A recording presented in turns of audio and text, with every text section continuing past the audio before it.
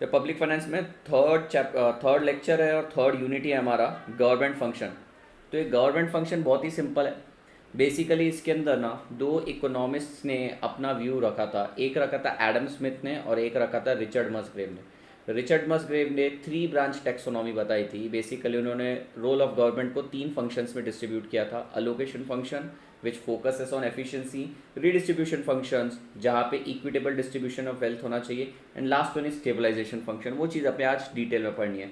तो आइए जी, कुछ इकोनॉमिस्ट का व्यू है वो जानेंगे इस पर्टिकुलर यूनिट में, और इसके बाद वाला यूनिट तो कंपैरेटिवली ईजी है। Yes, okay. Enumerate the circumstances which necessitates redistribution by government. तो ये कह रहे हैं कि भैया रिचर्ड मसग्रेव साहब कहते हैं कि रीडिस्ट्रीब्यूशन फंक्शन करना चाहिए। तो क्या रीजन है रीडिस्ट्रीब्यूशन फंक्शन करने के? चार्ट में एग्जैक्ट आपको आंसर मिल जाएगा। भैया 5 रीजन है रीडिस्ट्रीब्यूशन करने के। अमीरों से पैसा लेके गरीबों को बांटने का। सर अमीरों से पैसा कैसे लेते, गरीबों को कैसे बांटते हैं? टोटल मैराथन में मैं आपको बता चुका हूँ। सबसे पहला रीजन है कि इक्विटेबल डिस्ट्रीब्यूशन हो, ठीक है, जिसके पास पेइंग कैपेसिटी कम हो और जिसके पास पेइंग कैपेसिटी ज़्यादा हो। अगर इन दोनों को कंपेयर किया जाए तो जिसके पास पेइंग कैपेसिटी ज़्यादा है उससे पैसा ले लिया जाए, उसके पास से पैसा ले लिया जाए, और जो डिप्राइव्ड सेक्शन है उसको दे दिया जाए। redistribution of income to achieve the equitable distribution of social output among household. Second is well-being of the member of society who suffered from deprivation of various type. यानी कि सर रीडिस्ट्रीब्यूशन क्यों करा जा रहा है, अमीरों से ज्यादा टैक्स लेके गरीबों में क्यों बांटा जा रहा है? तो पहला रीजन था इक्विटेबल डिस्ट्रीब्यूशन, सबका साथ सबका विकास, विकास सबका है यहाँ पे। दूसरा बोला जाता है wellbeing of section of society. तीसरा बोला जाता है provide equality in income wealth और अपॉर्चुनिटी, सबको इनकम वेल्थ और अपॉर्चुनिटी में समान सहायता मिले, ठीक है, पार्टिसिपेट करने का समान मौका मिले। तो 3 चीजें देख ली, equitable distribution, well-being of society, provide equality in income, wealth and opportunity, provide security to those people who face hardship, जिन्हें कोई ना कोई परेशानियों का सामना करना पड़ा, उन लोगों के लिए भी यह है। और लास्ट है at least minimum standard of living, हर कोई इंजॉय कर सके, इसलिए अमीरों से पैसा लेके गरीबों को बांटा जाता है। 5 रीजन कौन से हैं? सबसे पहला equitable distribution, then equality in income wealth and opportunity, तीसरा well being of deprived section, जो कोई ना कोई तरीके से पीड़ित है, जिन्होंने कोई ना कोई हार्डशिप सहन करी है, and last one is at least minimum standard of living, हर कोई एंजॉय करे। These are the reason, these are the 5 reason. तो चार्ट के हिसाब से करोगे तो भी आपको डिटेल में आराम से याद हो जाएगा। Next, illustrate with example redistribution effect of tax and transfer policy. तो क्या किया जाता है सर? सबसे पहले रीडिस्ट्रीब्यूशन फंक्शन में अमीरों से टैक्स लिया जाता है। किस तरीके से लिया जाता है? इसमें 2 तरीके हैं, एक है प्रोग्रेसिव टैक्सेशन, एक है रिग्रेसिव टैक्सेशन। क्योंकि आप इंटर में तो आपको पता होगा प्रोग्रेसिव टैक्सेशन यानी कि इनकम पे लगने वाला टैक्स, जैसे जैसे इनकम बढ़ेगी टैक्स बढ़ेगा, in short your direct tax. और रिग्रेसिव टैक्सेशन का मतलब है इनडायरेक्ट टैक्स, जीएसटी। अब रिग्रेसिव टैक्सेशन जो है वो इररिस्पेक्टिव ऑफ योर इनकम, आपने कोई पर्टिकुलर गुड्स खरीदा तो आपको लगेगी।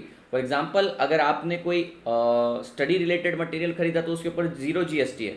अगर आपने इलेक्ट्रॉनिक्स लिए तो उस पर 18% जीएसटी है, so on and so fourth. अगर आप स्टेशनरी आइटम बाय करेंगे या प्रिंटिंग करवाएंगे तो उस पर 12% जीएसटी लगता है। तो आप बोलोगे सर अमीर करवाए गरीब करवाए, अमीर बुक खरीदे तो भी 0 जीएसटी, गरीब बुक खरीदे तो भी 0 जीएसटी। अमीर अगर मान लो इलेक्ट्रॉनिक्स ले 18% जीएसटी, गरीब इलेक्ट्रॉनिक्स ले 18% जीएसटी। ये किस तरीके का इन लोगों ने, आप कह रहे हो इक्विटेबल डिस्ट्रीब्यूशन किया, ये तो भेदभाव हुआ ना कि अमीर से भी उतना ही ले रहे हो, गरीब से भी उतना ही ले रहे हो। रिग्रेसिव टैक्सेशन में जो लग्जूरियस आइटम है ना उन पे टैक्सेशन ज़्यादा रखा जाता है, और लग्जूरियस आइटम तो अमीर इंसान ही लेता है, ऐसे गवर्नमेंट की सोच है। इसलिए रिग्रेसिव टैक्सेशन ऑल्दो सबको फ्लैट रेट लगेगा, पर जो गुड्स लग्जूरियस आइटम में क्वालिफाई कर जाते हैं खुद को, उनके ऊपर ज़्यादा टैक्स लगाया जाता है। तो पढ़िए वापस से क्या पूछ रहे हैं ये, illustrate with example redistribution effect of tax and transfer policy. Redistributive effect यानी कि अमीरों से लिया जाए प्रोग्रेसिव टैक्सेशन के फॉर्मेट में पैसा, और वही पैसा वेलफेयर के लिए खर्च करा जाए, इसको बोला जाता है redistribution function. The major function of the present day government involve changing the pattern of distribution and income from what the market would have offered to more egalitarian one. For example, progressive taxation policy of the government whereby progressive taxation of the rich is combined with the provision of subsidy to poor household. Proceeds, और sir ये जो पैसे आए progressive taxation से, इसका क्या करना है? Proceed from progressive taxes use for financing public services specially those that benefit low income household. Example, supply of essential food grain at highly subsidized price to BPL household.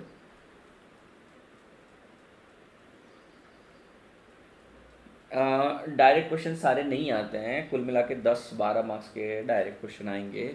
40 marks का तो paper है, आपको attempt करना है, उसमें 10-12 marks के direct आएंगे, 15 marks के प्रैक्टिकल आएंगे, उसके अलावा केस बेस्ड रहते हैं।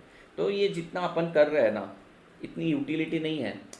यू विल रियलाइज कि भैया इसके अंदर मैंने कितने लेक्चर डिवोट करने हैं, लगभग 15 से 16 लेक्चर, 18 से 19 लेक्चर में तो मैं सिलेबस पूरा पढ़ा के ख़त्म भी कर देता हूँ इससे अच्छी तरीके से।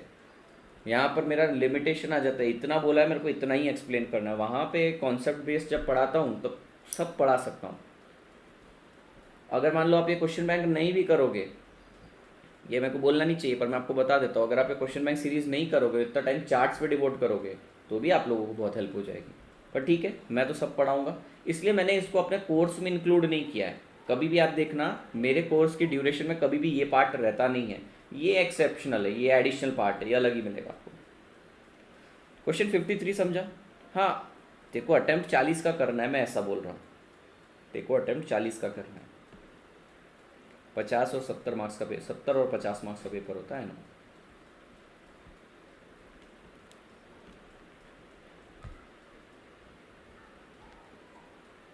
नहीं नहीं, 50 मार्क्स का आता है, 10 मार्क्स ऑप्शन रहते हैं। 70 मार्क्स का इको जिसमें से नहीं, 70 मार्क्स का एफएम जिसमें से 60 अटेम्प्ट करना है, 50 मार्क्स का इको जिसमें से 40 अटेम्प्ट करना है, ऐसा रहता है। क्या ये दोनों क्वेश्चन क्लियर हुए बेटा? फटाफट आगे बढ़ते हैं अपन, जितनी जल्दी खत्म हो उतना अच्छा। 7 बजे तक अगर चैप्टर खत्म हो जाता है तो बहुत अच्छी बात है, आगे का पार्ट ईजी है। चलिए, अपन ये पढ़ा था कल, what is the objective of subsidy. Sir 3 objective fulfil होते हैं। सबसे पहला, अपन जब भी सब्सिडीज देते हैं तो कॉस्ट कम हो जाती है, तो कंजम्पशन बढ़ जाता है। कंजम्पशन बढ़ जाता है, मार्केट में जो इम्परफेक्शन था वो चला जाता है, सोशल ऑब्जेक्टिव फुलफिल हो जाता है। एक क्वेश्चन किया है हमने, मैं आपको बता देता हूँ। What is the objective of subsidy, question number 48। Exactly question number 48 के साथ मैच कर देना, क्वेश्चन यहाँ कट कर दो।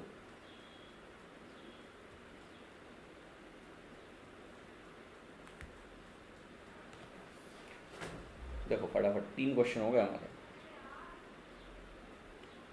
What should be the public revenue and expenditure policy during recession. Sir recession के टाइम पे पब्लिक एक्सपेंडिचर कैसा होना चाहिए?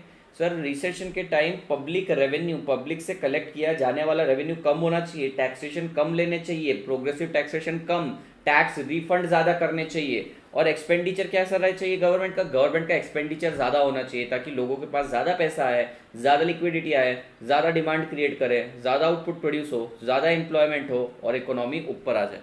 तो भैया उनसे पैसा लिया जाएगा कम, पब्लिक से रेवेन्यू लिया जाएगा कम, और एक्सपेंडिचर करेंगे उनके ऊपर ज़्यादा। ठीक है, अभी जो नेक्स्ट यूनिट अपन पढ़ने वाले हैं उसके अंदर हम पढ़ने वाले हैं GSTB, government spending taxation and borrowing.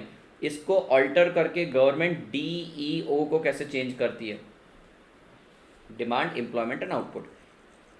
During recession, government increase expenditure or cut down taxes or avoid combination of both so that aggregate demand is boosted up with the money into the hand of the people to generate more demand and to revive out of recession। ये तो easy है, ये नहीं भी किया तो चलेगा।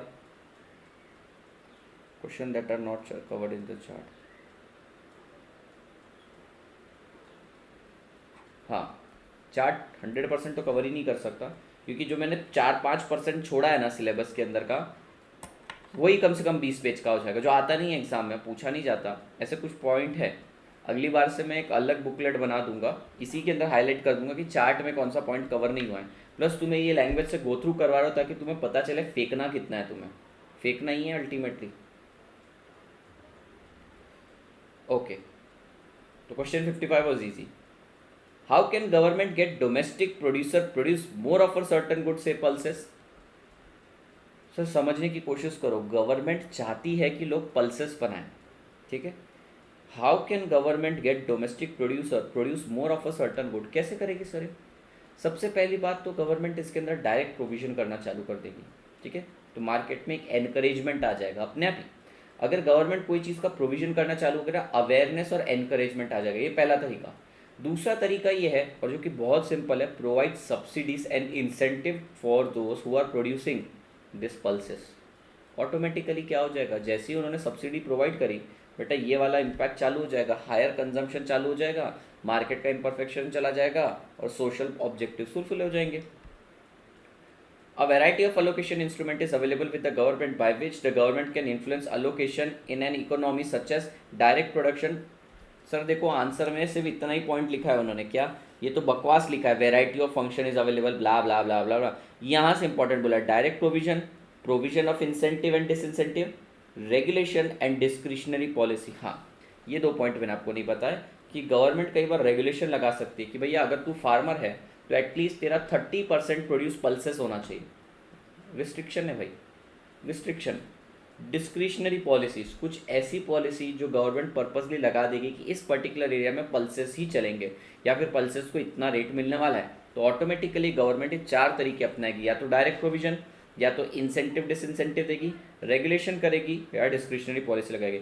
दस the government may direct domestic producer to produce pulse और प्रोवाइड इंसेंटिव टू प्रोड्यूस। चल लाइव के बीच में भी ऐड आ रहा है क्या? एक्चुअली वो ऐड इसलिए रखना पड़ता है, ज़्यादा रेवेन्यू नहीं आता ऐड का, मतलब ऐड का रेवेन्यू तो इतना है, मैं तुमको बताऊं कि मेरे 15 मिनट ऐड का मेरा दिन भर का रेवेन्यू इतना है जितना मेरा 15 मिनट्स की कॉस्ट है। जितना मेरा 15 मिनट के चार्ज करता हूँ ना मैं, उतना तो दिन भर के ऐड का आता है सिर्फ। ऐड रन करना इंटेंशन ये है कि गूगल प्रमोट करता है इन चीज़ों को, क्योंकि गूगल को बिजनेस करने को मिल रहा है ना। Good evening Prakshal Jain. प्रक्षल क्या कर रहे हैं यहाँ पे? जा पढ़ाई कर, कल टेस्ट है।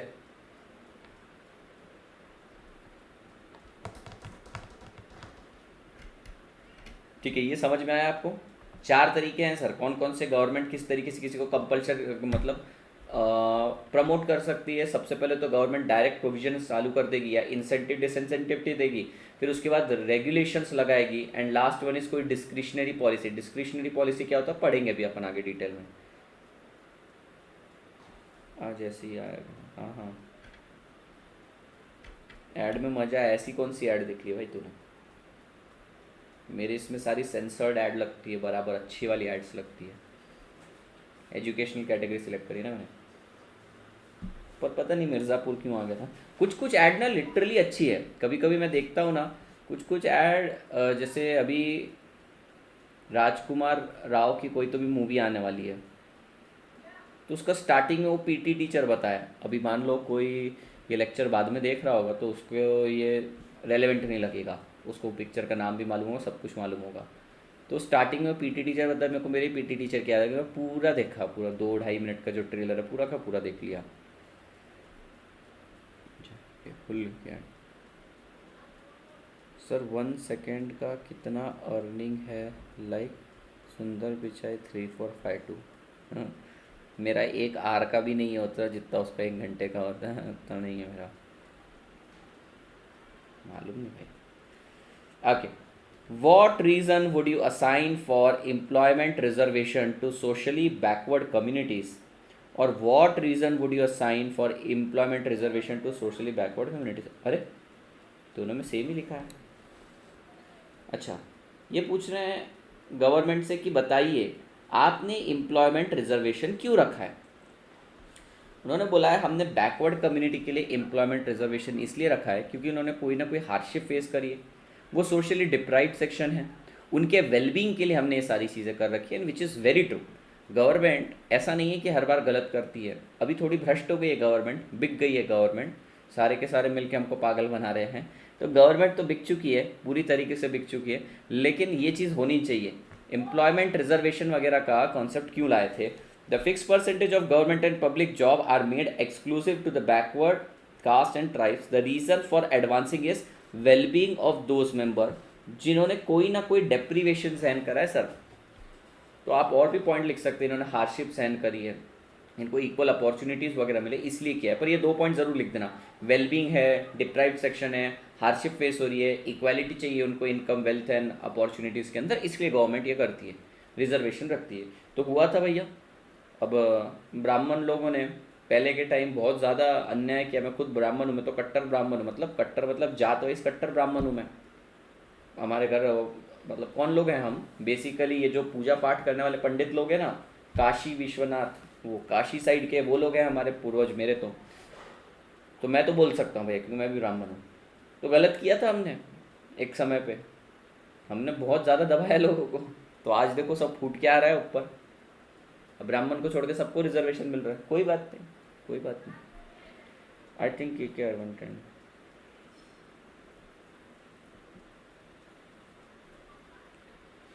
हाँ, what would be the objective of government when it declare special scheme for backward region? वही बात है, स्पेशल स्कीम क्यों उनके लिए लॉन्च करी जाती है? ताकि उनको जॉब अपॉर्चुनिटी मिले, वेलबींग हो, हार्डशिप, डेप्रीवेशन, वही सारी चीज़ें। Balance regional development for providing infrastructure, job opportunity, employment etcetera. ऊपर भी वही था, बैकवर्ड कम्युनिटीज़ था, यहाँ पे बैकवर्ड रीजन था, तो थोड़ा सा फर्क आ जाएगा आपके आंसर में। ऊपर बैकवर्ड कम्युनिटीज़ था तो वहाँ पे कम्युनिटी की बात करी गई थी, ये बैकवर्ड रीजन है इसलिए रीजनल डेवलपमेंट की बात करी गई है। तो देखो ऊपर वाले और नीचे वाले आंसर में थोड़ा सा डिफरेंस है।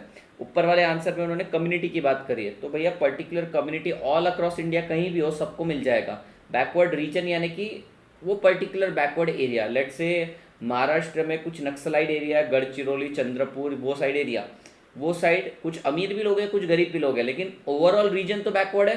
तो बैकवर्ड रीजन को अपलिफ्ट करने के लिए बैलेंस रीजनल डेवलपमेंट ये वर्ड है। तो यहाँ पे रीजनल वर्ड आता है, यहाँ पे सारी कम्युनिटी का पार्ट आता है।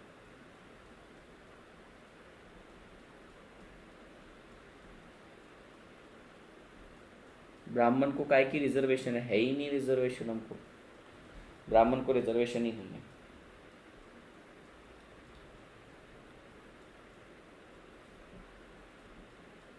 उमंग भावुक मत हो जा, काय को भावुक हो रहा है इतना? तू भी ब्राह्मण ही है ना, छोड़, कोई बात नहीं, करें अपन लोगों ने बहुत ज़्यादा तंग किया है लोगों को, शांत शांत किया है। और सीए में अब तक तो कोई रिजर्वेशन नहीं है, और दूसरी बात ब्राह्मणों को वैसे भी नहीं है, विकास टेंशन ना ले, देना भी नहीं चाहिए। भगवान ने बुद्धि दी है इनको, ऐसा कहा जाता है, तो काय को रिजर्वेशन होना इनको?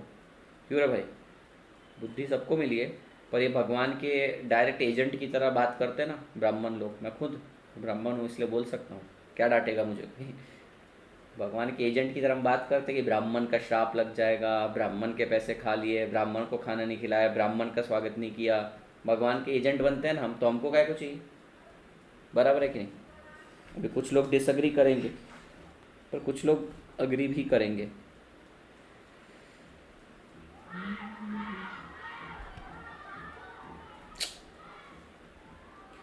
देख, तुम्हें पता है एक कुत्ता रहता है, वो कुत्ते की पूंछ को ना तुम कितना भी सीधा करो सीधी नहीं होती। सेम है बाहर वाले, एक बार तो चिल्लाते ही चिल्लाते हैं, नालायक। चलिए आगे बढ़े। Describe the rational for stabilization function of government policy. इसको ना तुम 5 बार स्टार मार्क कर दो, ठीक है? पेज फटने तक मार्क करो, स्क्रीन पे देख रहे हो तो स्क्रीन घिस जाए इतना स्टार मार्क करो कि गवर्नमेंट स्टेबलाइजेशन फंक्शन में करती क्या है। See, when the market is left on its own, अगर मार्केट को उसके हाल पे छोड़ दिया जाए, there will be misallocation of resources, either under production और over production, that is not optimal production. Plus market has inherent tendency to create business cycle, market के पास एक अद्भुत ताकत है जो बिजनेस साइकिल को ले आता है, but limited capacity to cure it. यानी कि सर वो प्रॉब्लम क्रिएट तो कर देता है पर छोड़ता है, मतलब क्लीन नहीं करता। जैसे कि तुम किचन में जाते हो, खाना बना तो लेते हो, लेकिन जो धिंगाना कर देते हो उसको साफ करके नहीं जाते।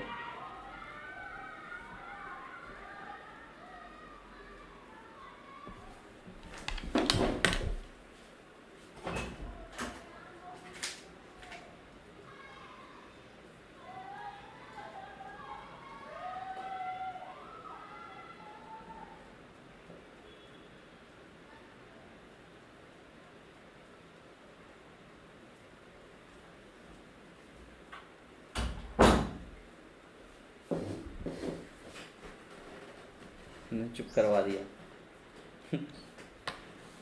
थोड़ा सा ऐसा डर भी बना होना चाहिए उनमें, चुप करवा दिया। हाँ जी, तो मार्केट के पास ना एक इनहेरेंट कैपेसिटी है सर गलत काम करने की। गलत काम यानी कि मिसअलोकेशन करने की, बिजनेस साइकिल को बुला लेने की। सर बिजनेस साइकिल को बुला तो लेते हैं बट लिमिटेड कैपेसिटीज को क्योर करने की। अगर गवर्नमेंट स्टेबलाइजेशन फंक्शन में ना आए, गवर्नमेंट ये जो मैक्रो इकोनॉमिक लेवल पे बड़े फ्लक्चुएशन हो रहे हैं इसको स्मूदन ना करे, तो ये बिजनेस साइकिल बहुत लंबे टाइम तक चलेगी। स्टैगफ्लेशन आ जाएगा इकोनॉमी के अंदर। बहुत इंपॉर्टेंट वर्ड्स बोल रहा हूँ दोस्तों। मार्केट के अंदर अगर उसको उसके हाल पे छोड़ दिया जाए, there will be misallocation of resources. ठीक है, मार्क क्या बच्चे, इनको आज खाने पर बुलाता और खाने में जमाल गोटा मिला देता, 7 दिन उठे ही ना, इतना बैठे रहे अंदर दिन भर। एक नहीं है ना, 18-20 हैं। ओके, सो चलो, आज तुम्हें इग्नोर कर रहा हूँ, उनको फर्क नहीं पड़ रहा। एटलीस्ट उनको रियलाइजेशन है, एक दिन में तो मेरे को भी मालूम था सुधरेंगे नहीं, 3-4 दिन बोलूंगा तो हो जाएगा। और वैसे भी अभी मेरे को एक बात बताओ, 4 लेक्चर और है अपने क्वेश्चन बैंक डिस्कशन के, फिर तो टाइमिंग मॉर्निंग में शिफ्ट होने वाला है, तो कोई तकलीफ नहीं है। हाँ, तो स्टेबलाइजेशन फंक्शन, वापस से आ रहे हैं इसके ऊपर। स्टेबलाइजेशन फंक्शन, मार्केट के पास एक इनहेरेंट कैपेसिटी है बिजनेस साइकिल क्रिएट करने की, लेकिन लिमिटेड कैपेसिटी इसको क्योर करने की। अगर गवर्नमेंट इंटरवेन ना करे तो ये जो मैक्रो लेवल पे सब ऑप्टिमल अलोकेशन हुआ है ना, इसके कारण स्टैगफ्लेशन आ सकता है इकोनॉमी के अंदर और हार्डशिप बढ़ सकती है जिनके पास पैसा नहीं है। सो गवर्नमेंट ने इंटरवीन करना चाहिए। पढ़िए, the stabilization function is one of the key function of the fiscal policy and aim at eliminating macro economic fluctuation arising from sub optimal allocation. ये लाइन ना घोट के पी जाना है, तुमने घोट के पी जाना है। ये एक लाइन ने एक कागज पे लिखने का और उसको पानी में डाल देने का, घोट लेने का और पी लेने का, तुम्हारे अंदर लाइन घुस जानी चाहिए। Eliminate macro economic fluctuation. Sir macro economic level पे जो फ्लक्चुएशन हो रहे हैं ना सब ऑप्टिमल अलोकेशन के कारण, इसको हटाना है। सर ये ऐसा रोलर कोस्टर की राइड अच्छी नहीं लगती। मुझे बताओ, गाड़ी ऐसे चल रही है, रोलर कोस्टर ऐसे चल रहा है, ठीक लगता है ना? अरे ऐसे ऐसे क्या हो जाएगा, मर जाएगा रे इंसान। माना यहाँ से उठ के ऊपर तो जाना है, फिर फेंक देती है इकोनॉमी, हालत खराब हो जाती है। तो ऐसा नहीं होता है इकोनॉमी में, ऐसा नहीं होना चाहिए। इकोनॉमी में बिजनेस साइकिल ऐसी होनी चाहिए, ठीक है, स्मूथ है। पढ़िए, the market has the inherent tendency to create business cycle but limited in its capacity to prevent or resolve disruption. In the absence of appropriate corrective intervention by the government, the instability that occur in the economy in the form of recession inflation may be prolonged, बहुत लंबे time तक चलेगी, और enormous hardship face करनी पड़ेगी generally poors को, और stagflation का भी सामना करना पड़ेगा। स्टैगफ्लेशन यानी कि अनएम्प्लॉयमेंट और प्राइसेस बढ़ रहे हैं, इन्फ्लेशन प्लस अनएम्प्लॉयमेंट।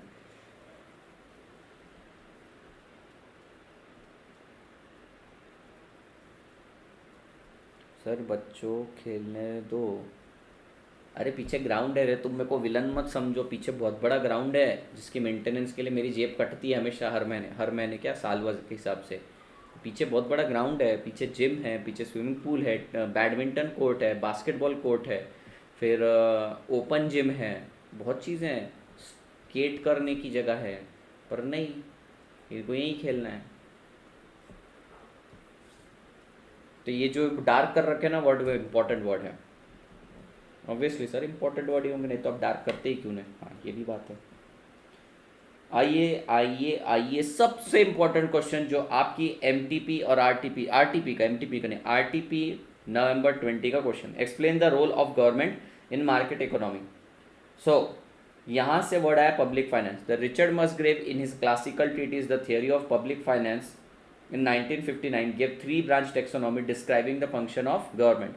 तो रिचर्ड मस्ग्रेव साहब से पूछा गया, रिचर्ड साहब इधर आइए, रिचर्ड साहब बताइए कि गवर्नमेंट ने क्या फंक्शन परफॉर्म करने चाहिए। वैसे तो एडम बाबा कहते हैं कि गवर्नमेंट ने कुछ खास फंक्शन नहीं करने चाहिए, 2-3 function, national securities, defence, public work, establishment and maintenance of highly beneficial public institution, इनका ख्याल रखना चाहिए। एडम बाबा की कहानी है ये। लेकिन आप क्या कहते हैं? तो रिचर्ड मस्ग्रेव साहब कहते हैं, see even I agree that government का इंटरवेंशन ज़्यादा नहीं होना चाहिए, बट गवर्नमेंट का इंटरवेंशन 3 एरिया में होना चाहिए। The first one is allocation function, यानी कि एफिशिएंसी ओरिएंटेड। जहां भी मार्केट में इनएफिशिएंसी दिखेगी, मार्केट में अंडर प्रोडक्शन दिख रहा है, किसी चीज़ का ओवर प्रोडक्शन दिख रहा है, दैट इज इनएफिशिएंसी दिख रही है, उसको जाके करेक्ट किया जाए, that is called as allocation function which focuses on efficiency. The second one is distribution function, which is also called as redistribution function, means अमीरों से पैसा लो प्रोग्रेसिव टैक्सेशन के फॉर्मेट में और गरीबों को पैसा दे दो, redistribution function। And the last one is stabilization function। Sir ये दोनों काम करने के बाद जो मैक्रो इकोनॉमिक लेवल पे जो सर फ्लक्चुएशंस होते हैं उसको भी स्मूदन करना, ताकि हार्डशिप ना फेस करना पड़े, ये वाली लाइन। तो इसको एक बार पढ़ते हैं और आंसर ऐसा लिख देना भैया। The Richard Musgrave in his classical treatise The Theory of Public Finance 1959 introduced the three branch taxonomy of the role of government function in the market economy. Musgrave believed that for conceptual purpose the function of the government should be separated into three parts. First one is allocation function, which is efficiency oriented, aims to correct the source of inefficiency in an economic system. जा जाके ढूंढेंगे inefficiency कहाँ पर, उसको जाके correct करेंगे. Redistribution function, equity fairness, ensure distribution of wealth and income is fair and equitable, यानी कि सर सबका साथ सबका विकास. बाप रे, इसके कितने खतरनाक ख्याल है. दिल्ली में हर पार्क में ओपन जिम है. हाँ, या तो मतलब बता रहा हूँ, अंदर भी जिम है बाहर भी जिम है. सर टेक्निकल या फंडामेंटल एनालिसिस की सीरीज़ का प्लान बनाओ. मैं टेक्निकल एनालिस्ट हूँ ही नहीं, मैं टेक्निकल तो टिप पे काम करता हूँ, मैं फंडामेंटल एनालिस्ट हूँ. फंडामेंटल ज़रूर सिखाऊंगा.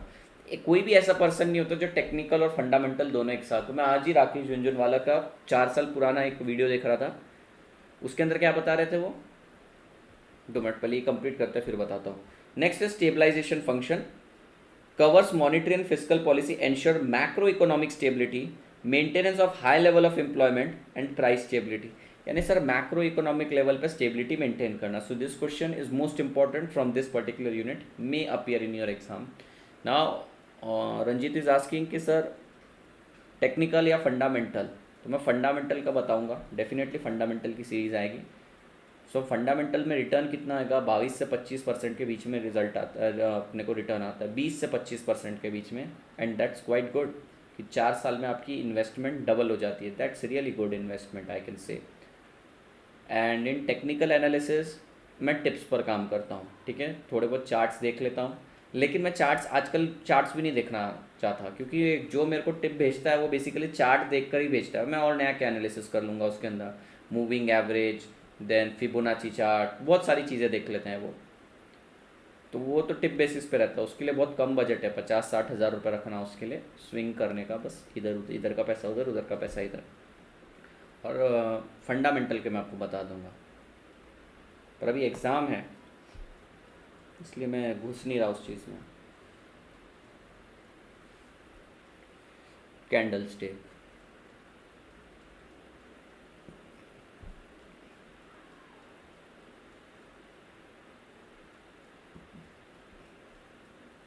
Explain how automatic stabilization brings in stability in an economy. कितने हैं, 64 है इसमें. यूनिट 3 में 64 क्वेश्चन है, 64 तक है. Explain how automatic stabilization brings in stability in an economy. बहुत सिंपल है सर. ऑटोमेटिक स्टेबलाइजर्स क्या होते हैं? Automatic stabilizers are basically the inbuilt mechanism in an economy by which government spending, taxation, ये सारे ऑटोमेटिकली एडजस्ट हो जाते हैं. फॉर एग्जाम्पल, अगर तुमने ज़्यादा इनकम अर्न करी तो ऑटोमेटिकली तुम पे टैक्स ज़्यादा लग जाता है. तुमने इनकम कम अर्न करी या फिर बेसिक एग्जाम्पशन के लिमिट के अंदर आ रहे हो और तुमने TDS पे किया तो तुम्हें टैक्स रिफंड भी आ जाता है. तो ये कुछ बिल्ट इन मैकेनिज्म है. जब इकोनॉमी में ज़्यादा पैसा रहता है तो ऑटोमेटिकली ज़्यादा पैसा कलेक्शन हो जाता है. इकोनॉमी में कम पैसा है तो पैसे का कम कलेक्शन होगा. सरप्राइजिंगली इस क्वार्टर के अंदर GST का कलेक्शन ज़्यादा था गवर्नमेंट के पास. Automatic stabiliser brings stability through automatic adjustment in government expenditure and tax without deliberate government action. यही बात बोली बेटा मैंने, सेम बात कही मैंने कि ऑटोमेटिक स्टेबलाइजर ऐसे बिल्ट इन मैकेनिज्म है हमारी इकोनॉमी के अंदर कि इससे ऑटोमेटिकली गवर्नमेंट का टैक्सेशन और एक्सपेंडिचर ऑल्टर हो जाता है. फॉर एग्जाम्पल, अगर रिसेशन चल रहा है ऑटोमेटिकली टैक्स उनको रिफंड जाना चालू हो जाता है, और इन्फ्लेशन चल रहा है तो ज़्यादा टैक्स आना चालू हो जाता है. गवर्नमेंट को कुछ भी डेलिबरेट एक्शन लेने की जरूरत नहीं है.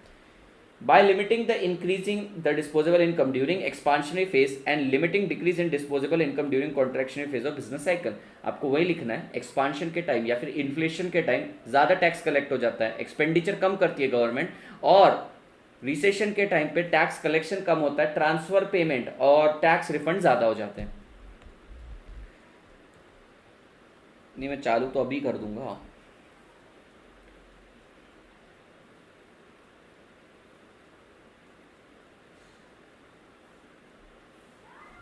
Next question is very simple.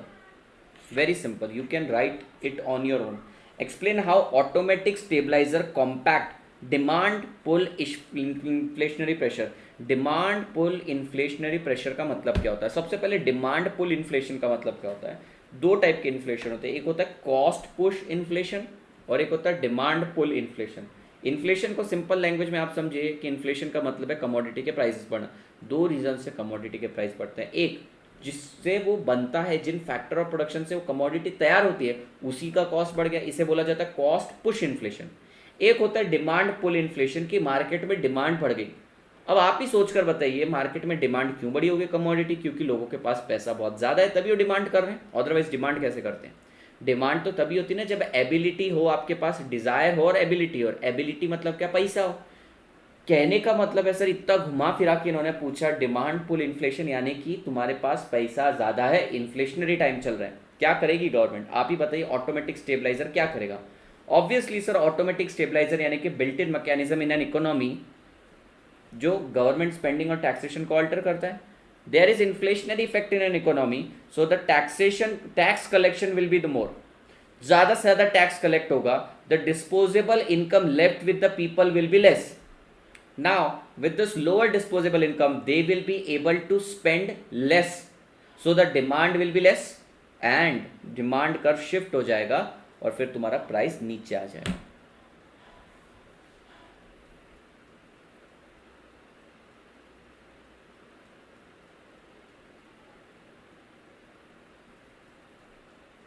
अच्छा है, राकेश जी हैं इस पे। राकेश जी की मेरे को बात बहुत अच्छी लगी। आज आज नहीं, मैं काफ़ी दिनों पहले से सोच रहा था मल्टी बैगर का मतलब क्या होता है। मल्टी बैगर यानी कि जो शेयर आपको डबल ट्रिपल 4 गुना 10 गुना रिटर्न देके चला जाए। पर डबल ट्रिपल रिटर्न देने वाला भी तो मल्टी बैगर ही हुआ ना। तो आप अगर मार्केट में पैसिवली इन्वेस्ट करके बैठ गए, प्रॉपर अपने पोर्टफोलियो को चर्न करते रहे, टर्न करते, चर्न और टर्न दोनों करते रह गए, बार बार शिफ्ट कर रहे हो स्टॉक वगैरह, और आपने किसी भी तरीके से एवरेज 25% रिटर्न भी निकाल लिया, CAGR compounded annual growth rate के हिसाब से 25% भी आपने निकाल लिया, तो 3 से 4 साल के बीच में आपकी इन्वेस्टमेंट डबल हो जाती है। बहुत सही है ना, यही तो मल्टीपैगर है। यानी कि नॉर्मली आप एक्ट करो इकोनॉमी में, सब मल्टीपैगर बन जाते हैं।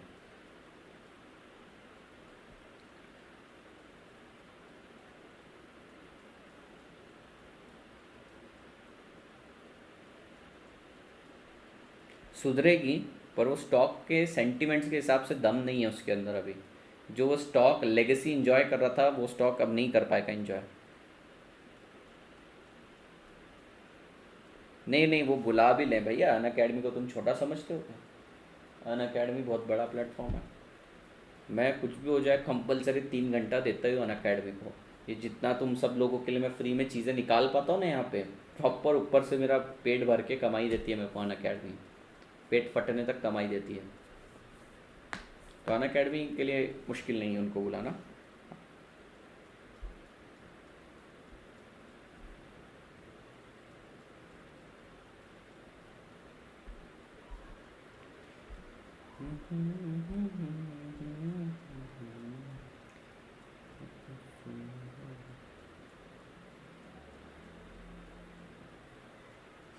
अन अकेडमी दे दे भाई, छोटा नहीं है। नाउ रीड दिस गाइस, मैंने आपको रीड करने के लिए टाइम देता हूँ, 1 मिनट देता हूँ, रीड करो इसे फटाफट। नेक्स्ट यूनिट भी कंप्लीट कर ही देंगे अपन 1 घंटे में। वैसे भी क्या 33 मिनट्स में देखो ये यूनिट ख़त्म होने आ गया।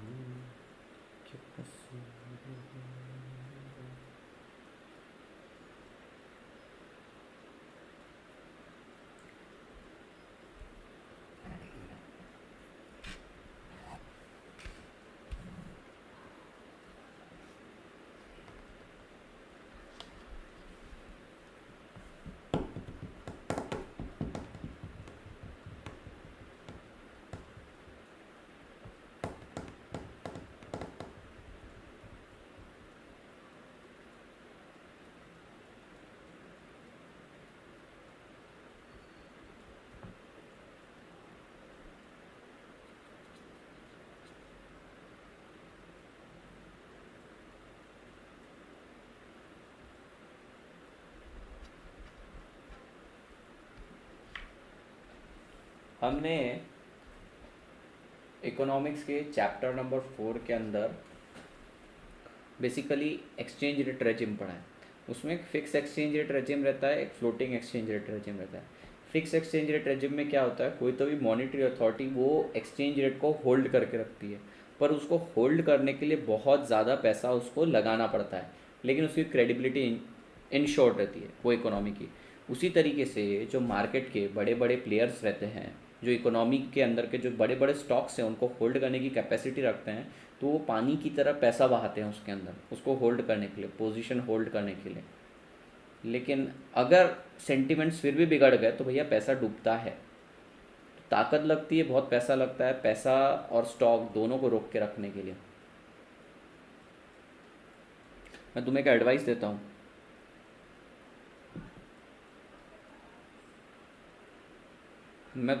देता हूँ, क्या करने का।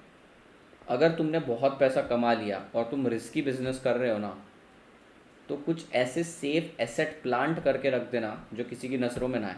सेफ एसेट प्लांट करके रख देना। फॉर एग्जांपल, प्रॉपर टैक्स वगैरह पे करके किसी पहचान के इंसान को प्रॉपर्टी ट्रांसफ़र कर देना, प्रेफरेबली अपने साले को, ठीक है। क्योंकि भैया ऑब्वियसली अगर मान लो उसके साथ तुम्हारा रिश्ता अच्छा है, साले के साथ रिश्ता अच्छा है, तो वो तुमको ज़रूरत के टाइम अगर मान लो तुम्हारा सब कुछ नीलाम हो गया तो वो प्रॉपर्टी तुम यूज़ कर सकते हो। पर एटलीस्ट उसको सब कुछ ट्रांसफ़र करने के बाद 5 साल तक उसके साथ कोई ट्रांजेक्शन मत करना, ताकि वो बिल्कुल इनकम टैक्स के परव्यू, ईडी के परव्यू, सबके परव्यू से बाहर चला जाए, सबकी नज़रों के बाहर चला जाए। दोस्त पे भरोसा मत करना, ये चीज़ याद रखना। बेटे का बिजनेस, अगर मान लो तुम्हारा बच्चा बड़ा होता है तो उसके नाम पे बिजनेस करके अलग कर देना। बहुत अलग तरीके से पैसे को पार्क करना। इंसान पैसे को मल्टीप्लाई करने के चक्कर में इतना ऊपर चले जाता है, उसको पार्क नहीं करता है तरीके से। पैसे को पार्क करना बहुत ज़्यादा ज़रूरी है। मोस्टली ट्रांजेक्शन वाइट ही रखना है आपने, अब मोस्टली क्या, सारे के सारे ट्रांजेक्शन वाइट ही रखने हैं आपने, लेकिन पैसे को पार्क सही तरीके से करना। सेपरेट लीगल एंटिटी का हमेशा फ़ायदा उठाना। बिजनेस और बिजनेसमैन दोनों अलग हैं, सेपरेट लीगल एंटिटी है, ओपीसी फॉर्म कर लेना। बिजनेस की लाइबिलिटीज़ फ्रीज कर देना, कि कल करके बिजनेस बैंकरप्ट भी हो जाता है तो बिजनेस से रिकवरी हो, तुम्हारे पर्सनल एसेट से रिकवरी हो, तुम्हारा बच्चा, तुम्हारी बहू, तुम्हारे जो जनरेशन है एटलीस्ट उनका नुकसान ना हो। ये सारी चीज़ें ना एक चार्टर्ड अकाउंटेंट से प्रॉपर गाइडेंस लेके, हर साल तुमने सैलरी प्रॉपर पे करना चाहिए। यानी कि तुम्हारा बेटा है उसको भी प्रॉपर सैलरी दिखाओ, तुम्हारी वाइफ है उसको भी प्रॉपर सैलरी दिखाओ उसके अंदर, और उसका प्रॉपर एसेट तैयार होने दो। सेपरेट लीगल एंटिटी बनाओ यार, उन सबको मतलब बिजनेस को और खुद को अलग ही रखो बिल्कुल।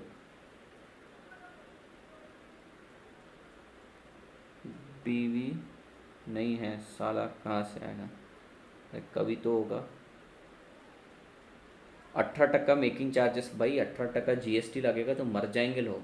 2 से 4% कुछ है, if I am not wrong, 2% है शायद। 18% जीएसटी, मर जाएंगे लोग। गोल्ड पे 18% GST, GST is totally dead in that, उसका तो क्रेडिट भी नहीं मिलता।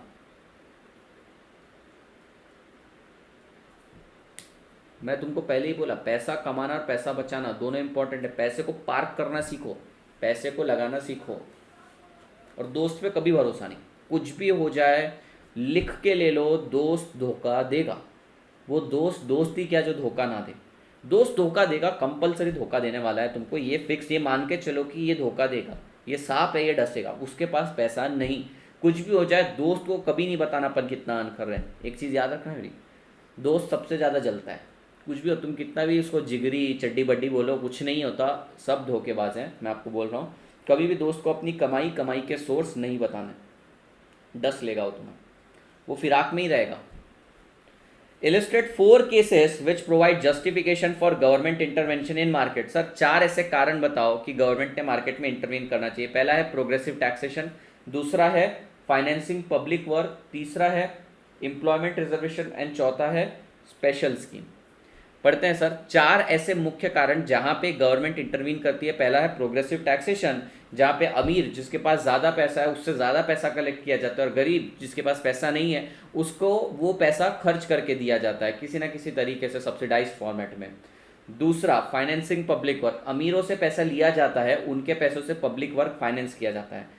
तीसरा employment reservation, deprived section of the society को एम्प्लॉयमेंट रिजर्वेशन दिया जाता है ताकि उनको इक्वल अपॉर्चुनिटी मिले। और चौथा other scheme for backward regions. तो ये पढ़िए, illustrate 4 cases which provide justification for government intervention in market. The cases of redistribution function or market intervention for social economic reason performed by the government are progressive taxation by and subsidies.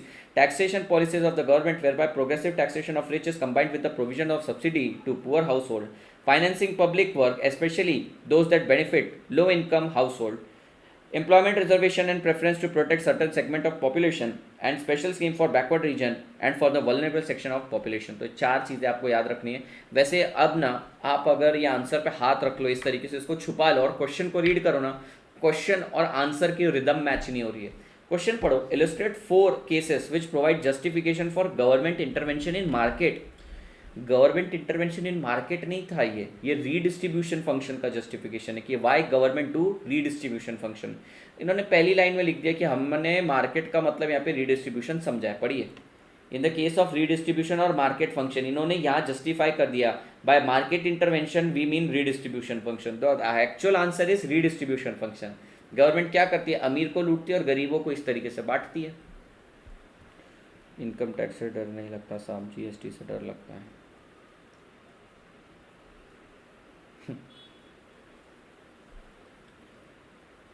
मेरा एक साल का stipend मेरे दोस्त ने खाया है, आज उसके दाने दाने के मोहताज हो चुका है, इतनी बुरी हालत है, तो मैं पैसा मांग भी नहीं रहा। जैसे उसकी हालत ठीक हो जाए, मैंने मतलब 3 साल हो गए पैसे रिकवर नहीं किए उससे मैंने, उसकी हालत बहुत ज़्यादा ही ख़राब है अभी, पर मैंने केस फाइल कर दिया है कोर्ट में, एक्शन नहीं ले रहा हूँ मैं, टाइम बार्ड हो जाता है नहीं तो केस, अभी मालूम नहीं केस फाइल करने के बाद अगर मैंने कुछ एक्शन नहीं लिया तो फिर से टाइम बार्ड हो जाएगा क्या, लेकिन एक्शन लूँगा, लेकिन जब उसकी हालत ठीक होगी। मेरे 1 साल का लगभग पूरा स्टाइपेंड खा चुका है वो, 18,000 के हिसाब से जो फर्स्ट ईयर स्टाइपेंड था, 10 महीने का तो खा लिया था।